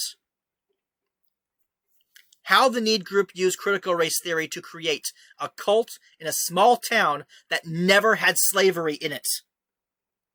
Newberg, Oregon was founded in 1889 by Quakers, many decades after the end of slavery. Quakers were one of the most influential groups that pushed and led the abolitionist movement to end slavery in America. The town of Newburgh has never had slavery in it. It has nothing to do with that tragic part of American history. Furthermore, due to the influence of Quakers on the town's culture, it has always been an extremely progressive town in regards to views about equality. Until the critical race theorists came to town, it had been very well managed for generations, and has had exceptionally low crime, poverty, and other issues compared to surrounding cities in the Willamette Valley. Instead of recognizing the enormous social progress that was achieved during the 19th and 20th centuries in America that has led us to live in what is basically a utopia compared to the civilizations our ancestors lived in, critical race theory poisons people against present-day America and demands it to be dismantled and rebuilt to satisfy the desires of its believers. Here's Lou Pita, who is Guadalupe Martinez Zapata, the vice chair of Oregon Department of Education, openly discussing the goals of critical race theory to members. The truth of the matter is that there is no part of our society that isn't complicit or part of the problem. The U.S. was built for and to the benefit of white Americans, even if the hard labor was done by non-whites, every last nail of its construction. Suggesting that only one part is guilty and only that one part needs to change is like me saying, well, my car is tiny, and I need to only change the size of the engine so that it can haul my son, my mom, and dad when they were alive, my dogs, and all the things that each of us need for any trip. Having enough engine power is crucial to being able to carry all of that. And what about the fact that my car can really only fit one, maybe two people at best? So I add a bigger roof and an extra seat. And what about the chassis? And pretty soon I'm having to remake the whole car and it looks like a Frankenstein. Maybe, just maybe, I needed to just leave that little old car alone and start with one that actually fits my needs. Our country needs not to be Frankensteined. It needs to be rebuilt in a fashion that fits our real needs. That concept is quite difficult to stomach and even more so to accomplish, I think, and we won't finish unless we start. Again, these are the words of Guadalupe Martinez Zapata, the vice chair of the Oregon Department of Education, openly discussing dismantling of American society to fit her racist agenda. The Need Group, as critical race theorists, believes that America and many of its principles are actually evil, and that democracy by extent is evil unless it's being used to give power to marginalized groups, which in their framework is Black, Indigenous, tribal peoples, and to a lesser extent, the LGBTQ community. Because the Need Group framework believes that only whites are benefited by the systems of government in America, Need tells people who are white they should try to use their privilege to obtain roles in society, and then use those roles to give special benefits to marginalized groups. The giving of special benefits based on factors such as ethnicity, sexual orientation, or gender is considered to be equity within their beliefs, which results in segregation. This power exchange from whites to marginalized groups is what they call equity, and it involves everything from getting the city to force employees to attend indoctrination seminars to populating the library with books that promote their ideology. Most importantly, anyone who is white must become subservient to someone who is not, as a way to atone for ancestral blood guilt called whiteness by their ideology. The ideology of the critical race theory cult teaches that people who are black or otherwise a marginalized group in America has no power at all, and only the majority heterosexual and white people do. This foundational belief that marginalized groups need to have other people who are heterosexual and white stand up for them is taught to people because this belief must be believed in order to motivate a large number of people to become subservient to the minority. Minority being the cult leaders who are using racial rhetoric to incite people to commit crimes that benefit the cult leaders' political agenda. The ideology is designed to stir the cult followers into action by volunteering themselves to do something called leveraging their privilege, which in actuality basically just means turn over the decision-making of themselves to the cult leaders and become wholly exploited under the false notion that this exploitation is participation in a moral crusade for justice. Here is an example from a recent joiner of the Need group, Gail Porter, who says, "I am prepared to leverage my privilege. I would like to help wherever it's needed with whatever." This leverage my privilege concept is the reason why so many people who are not in a marginalized group within the framework become members of this cult. They are brainwashed into believing the only way they can atone for the horrible blood guilt crime of being heterosexual and white is to leverage their supposed privilege to do the bidding of the cult leaders to do wherever it's needed with whatever. Now factor in the rhetoric I have previously criticized Teilhard & Moore for indoctrinating people with in the town of Newburgh in her Ally to Accomplice presentations, which she explains in this article, moving from ally to accomplice, how far are you willing to go to disrupt racism in the workplace?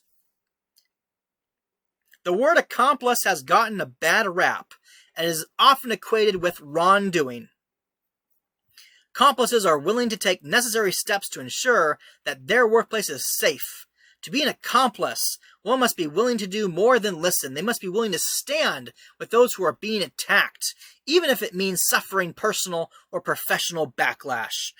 Being an accomplice means being willing to act with and for oppressed peoples and accepting the potential microaggressions. To be an accomplice, one must be willing to do more than listen. They must be willing to stand with those who are being attacked, excluded, or otherwise mistreated, even if it means suffering personal or professional backlash. Accepting the potential fallout from doing so. In order to disrupt racism and work on achieving equity, one must be willing to move from ally to accomplice. As an accomplice, you will walk the talk and take the steps necessary to dismantle the power structure of white privilege and supremacy and blah, blah, blah. The word accomplice has one definition. It has had one definition for hundreds of years in the English language, and that is somebody that helps you commit a crime. That is the only thing that accomplice means. This is just a sample of what Teilhard & Moore has taught in Newberg, Oregon, under the disguise of being a diversity consultant. I've highlighted the important parts that really illustrate what is actually intended by the framework, so you can understand why so many people involved in the Need group have lost good judgment and become hysterical and unbalanced zealots, willing to go to any ridiculous lengths for the crusade. This is what the members of Need believe, and is also what they are teaching to the children in the Newburgh Public School District as diversity and equity and anti-racism. This is the reason why Black Lives Matter flags and pride flags are being banned by the newly elected Newburgh School Board. The symbols are the symbols of a cult that is brainwashing people into becoming crusaders for a holy war against the Republic itself, out of a mistaken belief that the only way to make the world fair for people who are supposedly marginalized is for the cult followers to gain access to political power and influence, and use that power and influence to do the bidding of the cult leaders while also trying to recruit as many people as possible into the cult.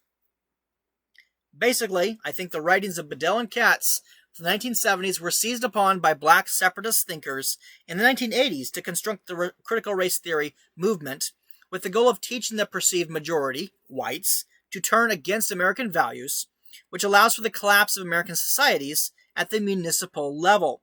The goal of black separatists in the 70s was unrealized. They rejected the common humanity approach that Martin Luther King Jr. preached for. Instead of viewing his life's work as a valuable contribution to America that led to the passage of the Civil Rights Acts, the separatists continued seeking a means to create the kind of country they wanted, which is an ethnically pure one they can rule over via segregation. Obviously, to anyone who really understands our system of government, the ideas of critical race theory are ridiculous. As I have pointed out in my previous article, The True Origins of Critical Race Theory and Anti-Racism Training, critical race theory relies on a cartoon version of America that believes it is a zero-sum game. America is not. Critical race theory does not account for the lack of uniformity of prejudicial attitudes, even within ethnic groups and other kinds of subgroups. The critical race theory definition of racism requires an absolutionist regime, which American society is not. Regardless of how marginalized a group may be in America, they still are not powerless, because power in America is organized into multiple levels with checks and balances on the limits of this power. We have elections for office, we have term limits, we have the court system that restricts the government and private groups, and people have the ability to participate in the drafting of law.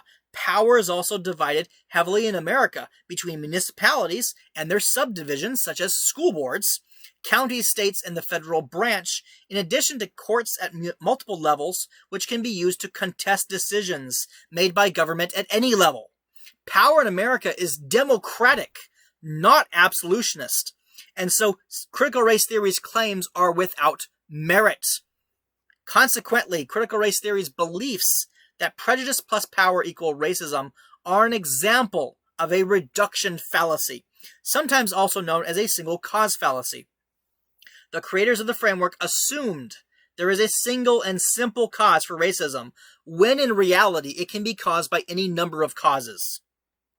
Furthermore, it seems clear the framework was developed by people who never accounted for the existence of mixed ethnicity families, which are more common than the Census Bureau's mythology for categorizing of families indicates. Many people who are white or black are actually of a mixed ethnic heritage. Are the black children who have white mothers or fathers supposed to regard their own parents as a racist oppressor because of a difference in NCKX5, MC1R, and BNC2 pigmentation gene expression? What about for adopted children by foster parents of another ethnicity? Sadly, this is what it convinces these people of, and it causes enormous dysfunction in these families as traditional parent and child roles break down under its ideology. Critical race theory's framework makes an attribute like skin color all important and dismisses other factors like actual merit, the skills a person has developed, personality qualities, and so on. It does this to justify its belief that people are socially, economically, and legally pigeonholed based on skin color, which is incredibly inaccurate in present-day America and has not been the case for half a century at least. Half a century is culturally a very long time. It's the difference between the Revolutionary War and the Civil War. Critical race theory is stuck in a mindset that black separatists had in the 1960s and 70s and refuses to acknowledge the enormous social progress that has occurred since that time. Nearly every person who was responsible for the problems in the South faced by the people who became black separatists are long since dead, and their ideas died with them. The Civil Rights Act of 1964 and the Voting Rights Act of 1965 substantially improved America, delivering on the promise of liberty and equality made in the Declaration of Independence. Further litigation such as Americans with Disabilities Act of 1990, and numerous other state laws have further enshrined this promise. Thus, critical race theorists are part of a blood purity cult, trying to reignite the last remaining embers of black separatist racism from half a century ago. And in so doing, as a response, other disenfranchised racial purity cults, the neo-Nazi groups, are using the renewed sparks of black separatism to justify their own recruiting efforts. The social unrest of the 60s and 70s is repeating itself when there is in fact no good reason for doing so. What critical race theory beliefs cause teachers and parents to do? You don't believe what I have said about critical race theory, that it's a black separatist movement. Okay, then why is the movement of people who are supporting Black Lives Matter here in Newburgh creating racial segregation in our school system, such as the creation of a black student union? Heidi Snyder-Pender, the first black student union for Newburgh schools, met today. Super exciting to see this come together. There were about 11 to 12 middle and high school students present for the first meeting, along with several administrators and adult mentors. Thank you, Ty Hardin Moore and Tori Smith. Hopefully, it just grows from here. If you know of any students who identify themselves as black and would like to take part in a black student union, please let me know. Elise Yarnell-Holloman, Newburgh City Councilwoman. Casey Kula, Yamhill County Commissioner, liked this post. I'll talk more about him and his involvement in Need's conspiracy later in the article. Heidi Snyder-Pender is an active member of Need who made this post to virtue signal in the group. Student unions are an aspect of student government. This is the creation of racially segregated student government in our school district. By creating a group like this, she teaches kids in the Newburgh school system to judge themselves and others based on ethnicity. This to me is undeniably, unquestionably, without a doubt, an insanely evil and racist thing to do to children in today's America. It teaches them that their ethnicity makes them second-class citizens at worst and outsiders at best, when they are neither. Whatever the intention of the teachers, it results in kids developing a learned helplessness, blaming their ethnicity for any and all problems they experience in life, and to ignore opportunities for self-improvement or social advancement by deciding they cannot succeed at certain things and in certain situations due to their skin color. It teaches them others will hate them who don't know them, and that they should hate those people in return whom they assume already hate them. I go so far as to suggest it teaches children to become fearful of those who may actually be their greatest advocates, simply because the advocates have a different skin color. Heidi Snyder-Pender is a member of Need. She is part of Ty Hardin Moore's cult. This is what Ty Hardin Moore wanted of Heidi. This racial segregation in the schools is Ty Hardin Moore's idea of what is best for the children of America, and here's the proof that she's a member of the group. It is not a small group of Need members who like this black student union post either. There's Lupita, vice chair of Oregon Board of Education. Okay, here's Ty Hardin Moore herself who liked the post, and of course Casey Petra. You probably, if you're from Oregon, Newburgh, you'll recognize Casey Petra as one of the principals at a school here. Okay, and Brandy Kaufman, of course, school board director. Okay. Tim Graham, he's also a principal of a school here in Newburgh. And, of course, Elise Yarnell-Holloman, who I mentioned before, and Casey Kula, okay? So, there you go. I cannot stress this enough. These people want to segregate America along racial lines, and they believe it is morally just to do so. This brand of segregation reverses the roles from the Dixiecrat Jim Crow era and reinvents segregation as a means to provide benefits to marginalized people based purely on the basis of something like skin color. They are segregating their own children at home, and they are teaching them to segregate at school. They don't just want to reintroduce segregation to American schools, but are in fact already doing it, and have been doing it here in Newburgh for at least several years by what evidence I have gathered.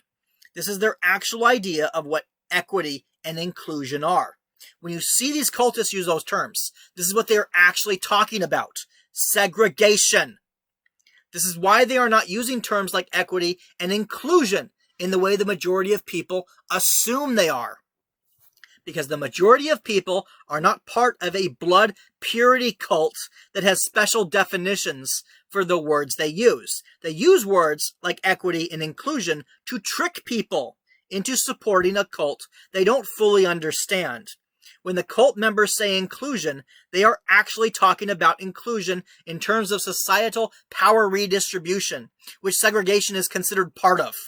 Their special cult definition of inclusion is not about individuals, it's about groups and the forming of new segregated groups for marginalized people to have power. What they are doing, in my opinion, is a form of child abuse per Oregon law that says any mental injury to a child, which shall include only observable and substantial impairments of a child's mental or psychological ability to function caused by cruelty to the child. Teaching children to be racist is a substantial impairment of their mental and psychological ability to function and is cruel because kids lack the wisdom to know otherwise. They have little knowledge about the world outside what they are taught and experience. The only ideologies they know are the ones they are taught, and making critical race theory their preferred ideology is evil. How does critical race theory impact teacher decisions in disciplinary matters and policies? I believe it causes the teachers to go on witch hunts and break laws intended to protect the children, which the teachers view as inconvenient for witch hunting. It pushes the already borderline authoritarian culture of school administration into a hysterical mob, obsessed with seeing racism and bigotry in every action and statement a person makes that disagrees with their worldview. The teachers then use their positions of authority over the children to bully and intimidate them into acceptance of the cult's ideology, while also love-bombing the kids who have certain ethnicities, genders, or sexual orientations. This results in the loss of equality within the school administration under the guise of creating equity, which is not used by the teachers to mean what most people assume it means. For an example, here is a statement from Jeff McDonough, a counselor in the Newburgh public school system. That is, his job is to help kids deal with their conflicts with other students and personal frustrations as they grow up. These are the things this asshole believes. We believe historically marginalized groups in Newburgh continue to experience marginalization and discrimination on a regular basis and in the present. This is because the data tells us so, and more importantly, because they tell us so. Unequal outcome on the individual level is impacted by too many factors to be anything but anecdotal, but unequal outcomes existing between large groups are de facto evidence of unequal opportunity. We further broadly agree that equity, not equality, he specifically said not equality, is appropriate in many situations specific to education, SPED, TAG 504, differentiation, etc. These are all social programs. I'll talk about this more later. Applying equity at minimum looks like board policies rejecting racism and other forms of discrimination. Of course, they mean racism in their terms, by the way. Board policies committing to ODE initiatives working towards fostering inclusive and welcoming learning environments and displaying messages of welcome and support for BIPOC and LGBTQ people, including BLM and pride flags.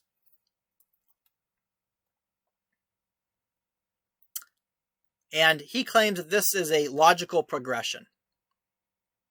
As you can see, Jeff McDonough believes that because a child says something is true, that automatically makes it true. This kind of listen and believe rhetoric is the same kind of nonsense that allowed Abigail Williams and Betty Paris to send the entire town of Salem into a witch-hunting frenzy that resulted in 25 innocent people being killed by their neighbors for something that is literally impossible. Cursing people with magic. Jeff McDonough incorrectly assumes that the existence of numerous people saying something is true means that it must be true. Yet, truth is not determined by what people say. It is determined by what actually is. This is why a person in his occupation is supposed to be extremely well versed enough in logic to be able to conduct investigations, to verify the accusations that a person makes using a scientific process of inquiry. In his rant, Jeff McDonough demonstrates he does not understand how to perform this process, and in my opinion, that makes him rather dangerous to have in any position of authority over school children. What he determines to be de facto evidence is in fact an example of a questionable cause fallacy. Thus, his beliefs suggest he is prone to making quantitative fallacies. This is alarming because it means as a school counselor, he is prone to punishing students based on accusations alone and not based on considering all other factors, such as a case where a child is being bullied by a group of kids who are lying to teachers to get him into trouble. The truly alarming thing is that Jeff McDonough thinks his beliefs are organized in a logical progression. They are not. As I have previously demonstrated in another article, McDonough does not know what logic is nor how to use it. It is troubling for him and other faculty at Newburgh to be in positions of influence over kids, misleading them into thinking their cult beliefs are rational and coherent when they are actually the opposite. Jeff McDonough also made an effort to point out that he wants equity, not equality, in the schools. I highlighted this so others in Newberg can see that. Jeff McDonough believes ethnicity, sexual orientation, and gender should allow for kids to be treated differently in all instances, and that rules equally applying to all students is bad. This leads to injustice, of course, especially in the way Jeff McDonough is advocating for different outcomes and benefits for students based on factors like sexual orientation, gender, and ethnicity. It's baffling that he uses a program like TAG, which is the Talented and Gifted program, to justify his racist beliefs about equity. The TAG program provides resources based on merit, not race, gender, or sexual orientation. You probably don't know what TAG is. TAG is basically a program, if you are performing much better than your academic level for your age. Like, I'll use myself as an example because I was a TAG student in the Newberg school system. When I was in the 4th grade, I had a high school level composition, a reading comprehension level. I was in the TAG program. The school received extra money to help cultivate my writing talents. So that's what the TAG program is for. It's for helping students who are overperforming academically. That's what it's for.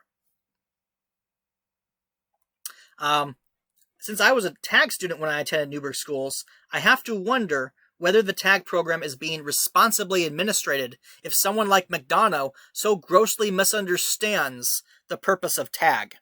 What Jeff McDonough does not understand is that by implementing these equity programs as he desires, it creates inequality where none previously existed.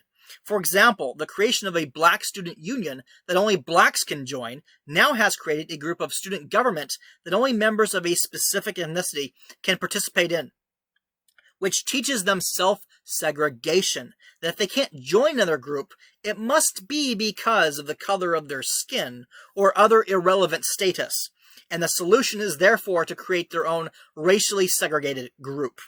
This is obviously the wrong message to send to children, because the purpose of student government is to prepare them for participation in our actual government, where segregation is illegal. The existence of these ethnically exclusive student groups therefore creates tribalism that encourages new biases and discriminations they will carry into adulthood. It doesn't balance out any previously existing biases or discriminations at all. The teachers are dumping oil on a fire. In this case, the last burning embers of racism in America. As for laws, as you read this article, you will see I provide evidence for many laws being violated, but here's a very obvious example from a Newburgh school counselor, Joshua Reed, who violates the Family Education Rights and Privacy Act to provide information about a student's mental health issues and other personal stuff to hundreds of people in the NEED group. And you can see he's a member of NEED here, Joshua Reed, school counselor at Newburgh High School Catalyst. This is a post from a student. I've censored out the information. Okay, I've removed their names. But he'll come down here and he'll say, I'm in daily contact with this student. He has 17 years worth of racial trauma, mostly from Newburgh adults. He and other students are reporting increased fear and paranoia when leaving their home. The community tension is felt in every cell of their bodies. If only empathy could compel the four and their supporters to prioritize the safety and well-being of our students. If only people would stop denying the existence of racism in our town. You can't overlook the things you refuse to acknowledge. Denial is the heartbeat of racism, he quotes Ibram Kendi. And of course, Luann here says, thank you for being in daily contact with this student. Yes, thank you, Joshua Reed, for violating this student's rights to privacy by revealing the results of your therapy sessions with the student to 600 fucking people on the internet, you fucking asshole. Sorry, I'm so... Let's continue. What Joshua Reed has done is a FERPA violation. No one, the other teachers and faculty, has reported him for it, nor even called him out on it. In fact, they applauded him for it.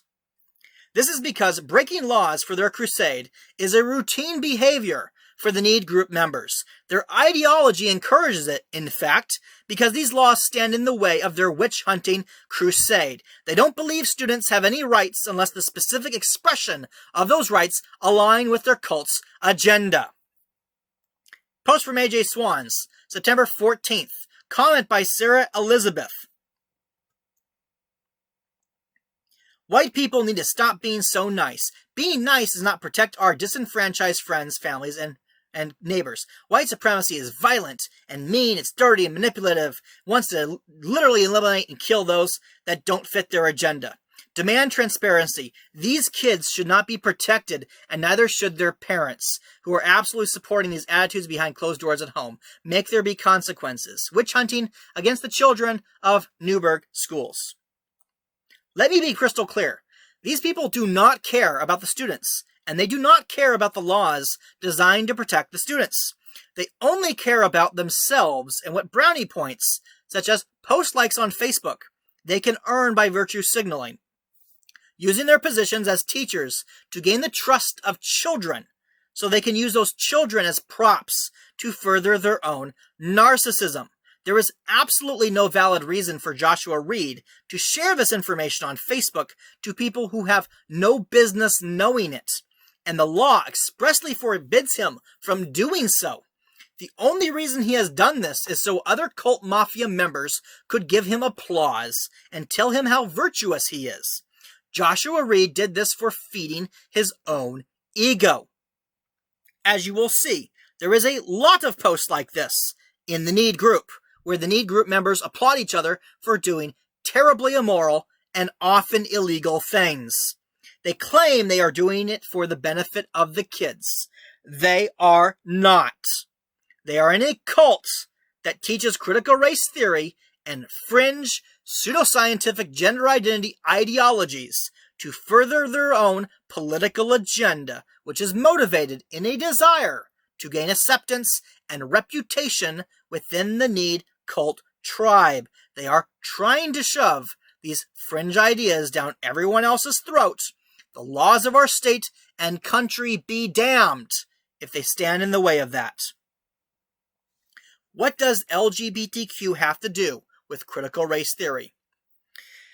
The goal with the LGBTQ rhetoric advocated by critical race theorists is to further the black separatist agenda. It's not for the benefit of LGBTQ people at all, unless they are a racially marginalized group within the CRT framework. LGBTQ people who are white are still viewed as having inherent racism and therefore can only at best be an ally to blacks and browns. Case in point, a message from Tay Harden Moore to her cult followers, which basically she derides them for not having as many Black Lives Matter flags at their rallies and their demonstrations as they have pride flags. If BLM is left out of the discussion and not advocated for as staunchly as folks are advocating for Pride, there is real potential of harm to black students and blah, blah, blah. It's beginning to feel as though BLM is an afterthought, and I don't like it. BLM, I don't know what more to say. She is chastising the members of the knee group for not including BLM flags as much as they do the Pride flags. This is because Black Lives Matter leaders like Ty Hart and more view LGBTQ people as a subservient group to themselves, a means to an end. Mainly, black separatists such as Black Lives Matter and their supporters use LGBTQ communities to help them accomplish their goals, because within their framework they need white allies, and the best way to get them is to convert other marginalized groups, such as those who are LGBTQ, into those allies based on having a common enemy, the cis, heterosexual, white man. There is consequently a strong motivation to indoctrinate kids into the belief they are gay or gender confused, so there will be more whites in this marginalized group for the black separatists to exploit. I mean, think about the framework and its message and its activities. Again, focus on the activities. According to critical race theory, whites obviously cannot be black, so how then do you recruit whites to want to support blacks? Well, whites can be gay, which is another marginalized group. So just get the gay whites to fight your battles for you. After all, being a white and not a black, even if they are gay, they are still a white and have more privilege. A gay white can do things a black anything cannot do, goes the reasoning. So let's recruit gay whites to find a common enemy in heterosexual white males who are ruining everything for everybody else. I wish that I was mocking the framework with that explanation of their beliefs, because it is so absurd. I'm not. This is literally what their reasoning is. Besides, the critical race theory rhetoric is very appealing to people who are gay. This is one of the comments to the statement Jeff McDonald shared that I showed in the last screenshot from Carly Bennett. Strong points. My heart grows a little more each time I see support. I want my girls to grow up in a Newburgh that allows teachers to show support for their two moms. She's not being hypothetical. The two gay moms is her and her own wife. Of course she loves the ideology, because it means she gets special benefits and is considered more important than others due to her sexual orientation, which otherwise would be meaningless in terms of providing her any benefits over heterosexuals. There is no credible purpose or need for the school to hang a flag in the building to honor two people just because they decided to have sex with each other.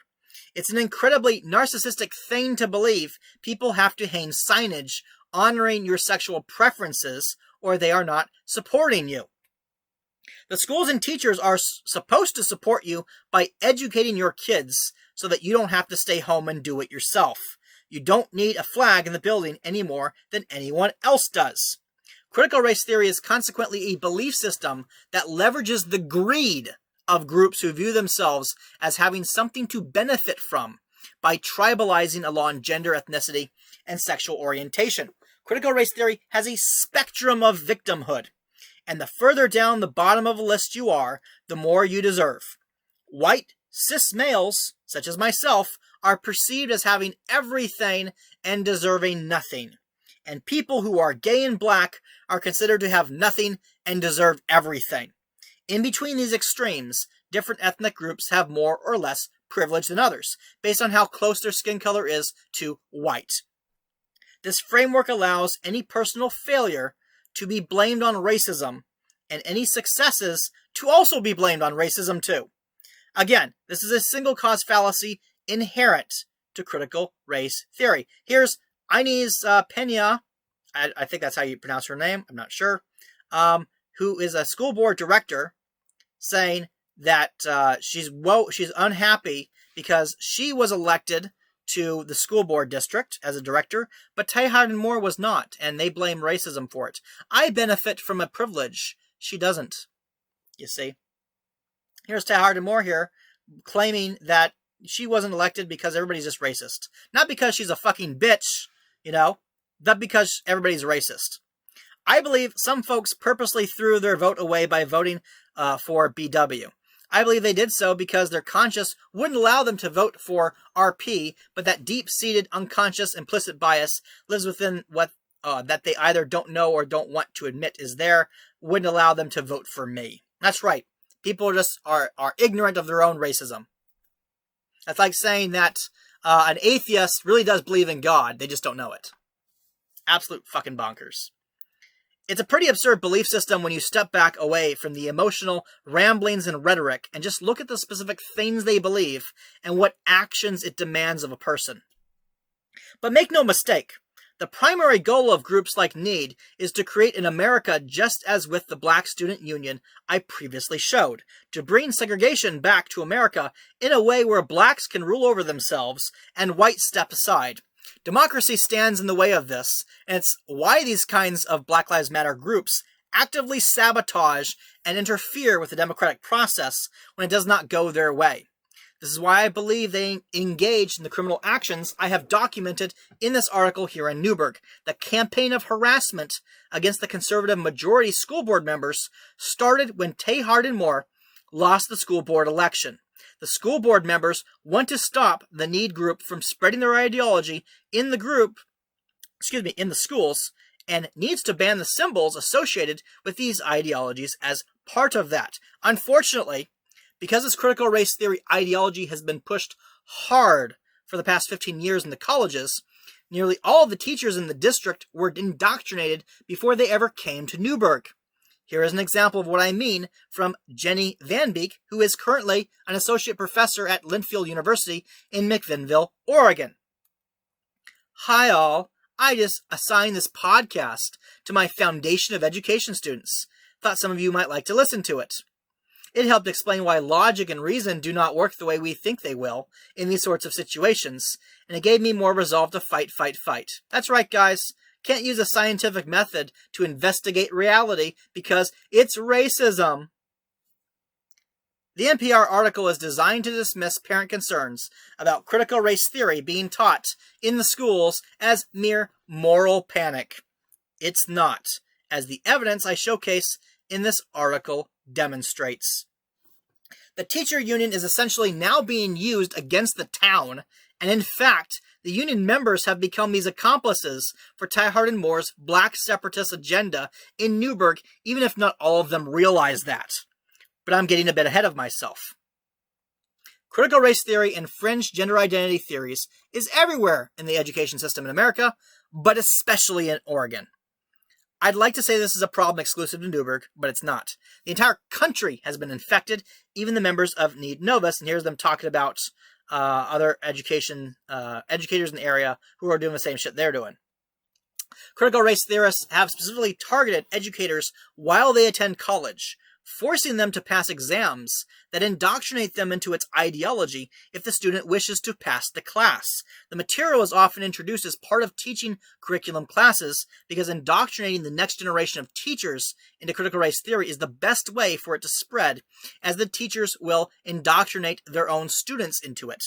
It is then reinforced by, as Luann mentioned in those screenshots, regular equity training workshops to maintain the delusions and keep involvement in the cults. There are many groups like NEED in cities in America. Local residents in those towns will need to expose those groups, as that particular task is beyond my resources to accomplish. For now, just know that I am showing from within the NEED group is an example of how these kinds of groups operate and the things they are capable of doing in your own town. During my investigation, I spoke to several concerned parents who told me that they believe the school is teaching both critical race theory in the classrooms and that the health class curriculums have also been overtaken by fringe gender identity materials. The parents told me that kids as young as kindergartners are being taught how to masturbate and about sexual fetishes. I also learned about a class at the high school ran by Assistant Principal Mark Brown called Tiger Time, where students are taught critical race theory materials in the form of instructional videos from YouTube channels. I was able to obtain proof that the Newburgh School District is in fact teaching these things. This is a copy of an internal email communication from the school district, which is from Shanna Andres, whose job title in the Newburgh School District faculty is listed as the administrative assistant to the superintendent. She is sending the email to Greg Costello, who is the community relations coordinator, and Derek Brown, district office director of assessment, and Joe Morlock, the superintendent. And if you go to the article, you see that they've shared links to the curriculum that's being discussed here. Of course, Greg Costello is a member of NEED. He's part of the Mafia. Okay, these are the links. Reviewing the curriculum, such as the course about sexual identity and gender identity, it is very obvious that it uses the pseudoscientific and discredited research of John Money, a fraudster who conducted unethical experiments on children who later committed suicide as a consequence of the trauma Money inflicted on them. You can read more about the details by reading David Reimer and John Money, Gender Reassignment Controversy, the John Joan Case, an entry in the Embryo Project Encyclopedia operated by the U.S. National Science Foundation and the Arizona State University. The important thing to know is that the health class material taught by Newberg School System is teaching school children a framework created by an unethical, child-abusing monster who photographed two brothers masturbating and sexually posing together and called it science. Money also defended pedophiles by creating new categories of pedophilia, such as affectionate pedophilia, in an effort to normalize it. There is a whole rabbit hole I could go down just about Money himself and the evil nonsense he did. None of this belongs in the public school system masquerading as a legitimate science-based health class. This is an area of abnormal psychology inappropriate for teaching to children, especially in the way it is being done to suggest Money's theories are normal.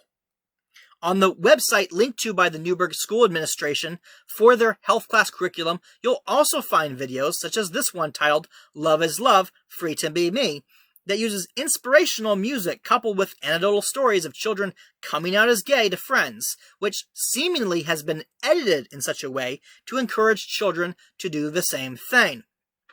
Based on my professional experience as a filmmaker, I believe the video is designed to encourage action, coming out as gay, which can then be reinforced by the teacher in the classroom the video is being shown in, who rewards the student with praise for taking the desired action. This is positive reinforcement, an aspect of behavior modification therapy that has been twisted to encourage children to self-identify themselves as gay.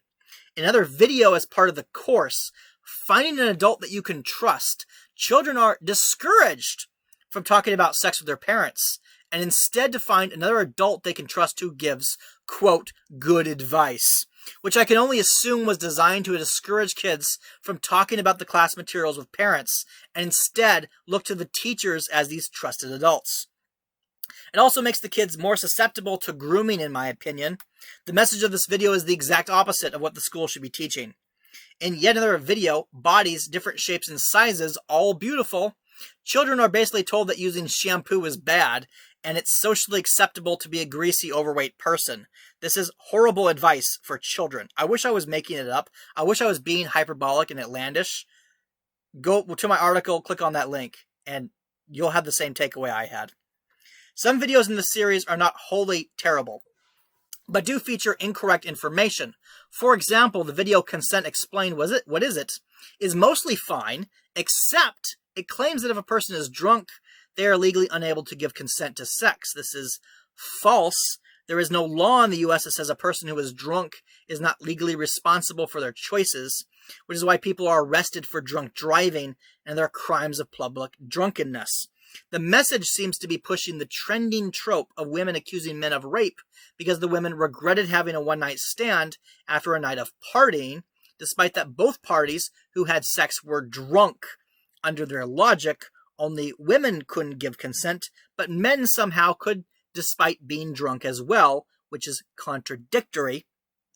This narrative encourages irresponsible behavior in girls, as many girls then believe that because they couldn't consent to sex while drunk, this allows them to blame others, specifically men, for the consequences of their drunken behavior, despite that they chose to get drunk in the first place, and being drunk doesn't make a person no longer legally responsible for their behavior. While it is possible to be sexually assaulted while drunk, and it makes one more at risk for this to occur, simply being drunk does not mean any sex while intoxicated is automatically sexual assault. Actually, now that I really think about it, I don't think this video should be shown at all for kids this young, as they aren't supposed to be drinking in the first place, and the nuances of the laws related to the subject are not treated with the seriousness they should be. The videos used in this course all come from the amaze.org channel, which very clearly has an ideological agenda rooted in pushing fringe gender identity pseudoscience based on the work of John Money, as previously explained. Even worse, the structure of the curriculum is designed for the health teacher to first recruit and train a small number of students who will then be teen leaders to instruct the other students in the classes. As an example, meet your teen leaders, okay? That is, they have weaponized the social phenomenon of peer pressure to assist the teacher in indoctrinating children into the pseudoscientific information created by a sexual predator, John Money.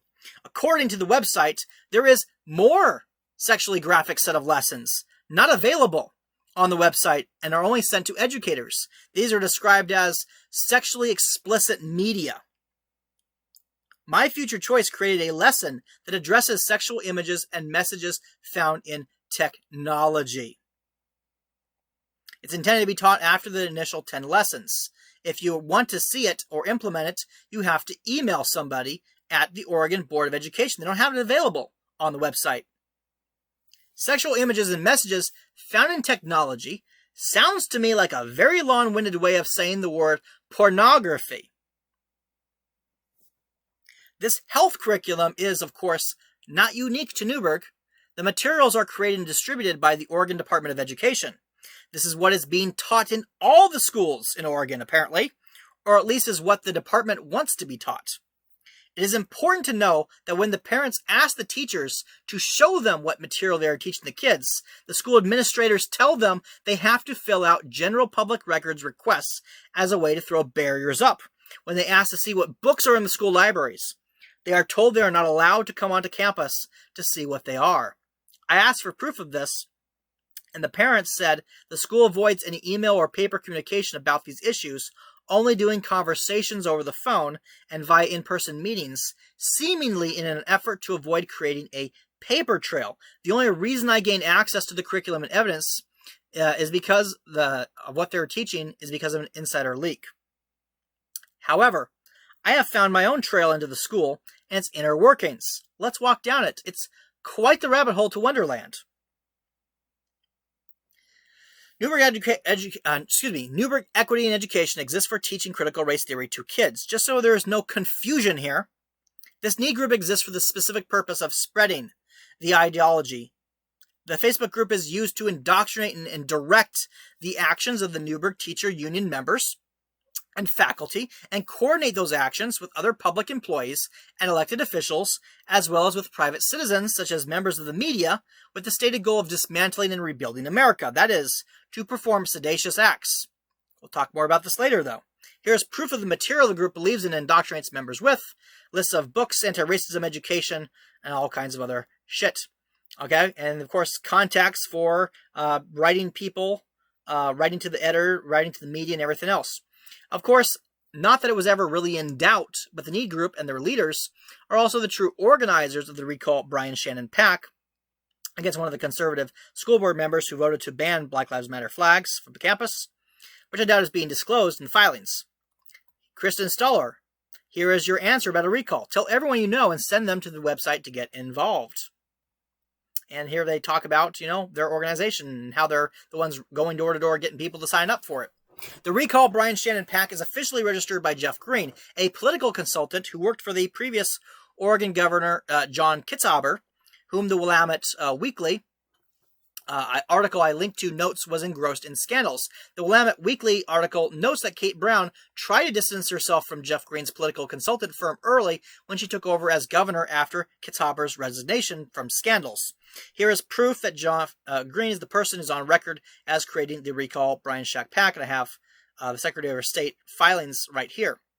Jeff Green is also a member of the Need Group as well, or at least I think he was. I don't think he is at the moment. Let me fix that, because I don't think he currently is, actually. I couldn't get the screenshot of that. Okay, as such, it is clear that the Democratic Party in Oregon is interfering with the local Newburgh politics. We have several Democratic-affiliated people all involved in this little need group, and so their political activity is, in my opinion, partisan and not nonpartisan. It's aligned with the Democrats, and that is why a political consultant who works for Kate Brown's campaign is involved in the school board recall effort against Brian Shannon. I'll talk more about this in the Hatch Act violations section of this article. Anyway, near as I can tell, the group was created last July specifically to push the CRT racist ideologies onto kids, and has been an extension of the teacher union. Actually, this is an older part, because as I said before, I found that they were older. They've been around for at least 2 years, I think. Created last July.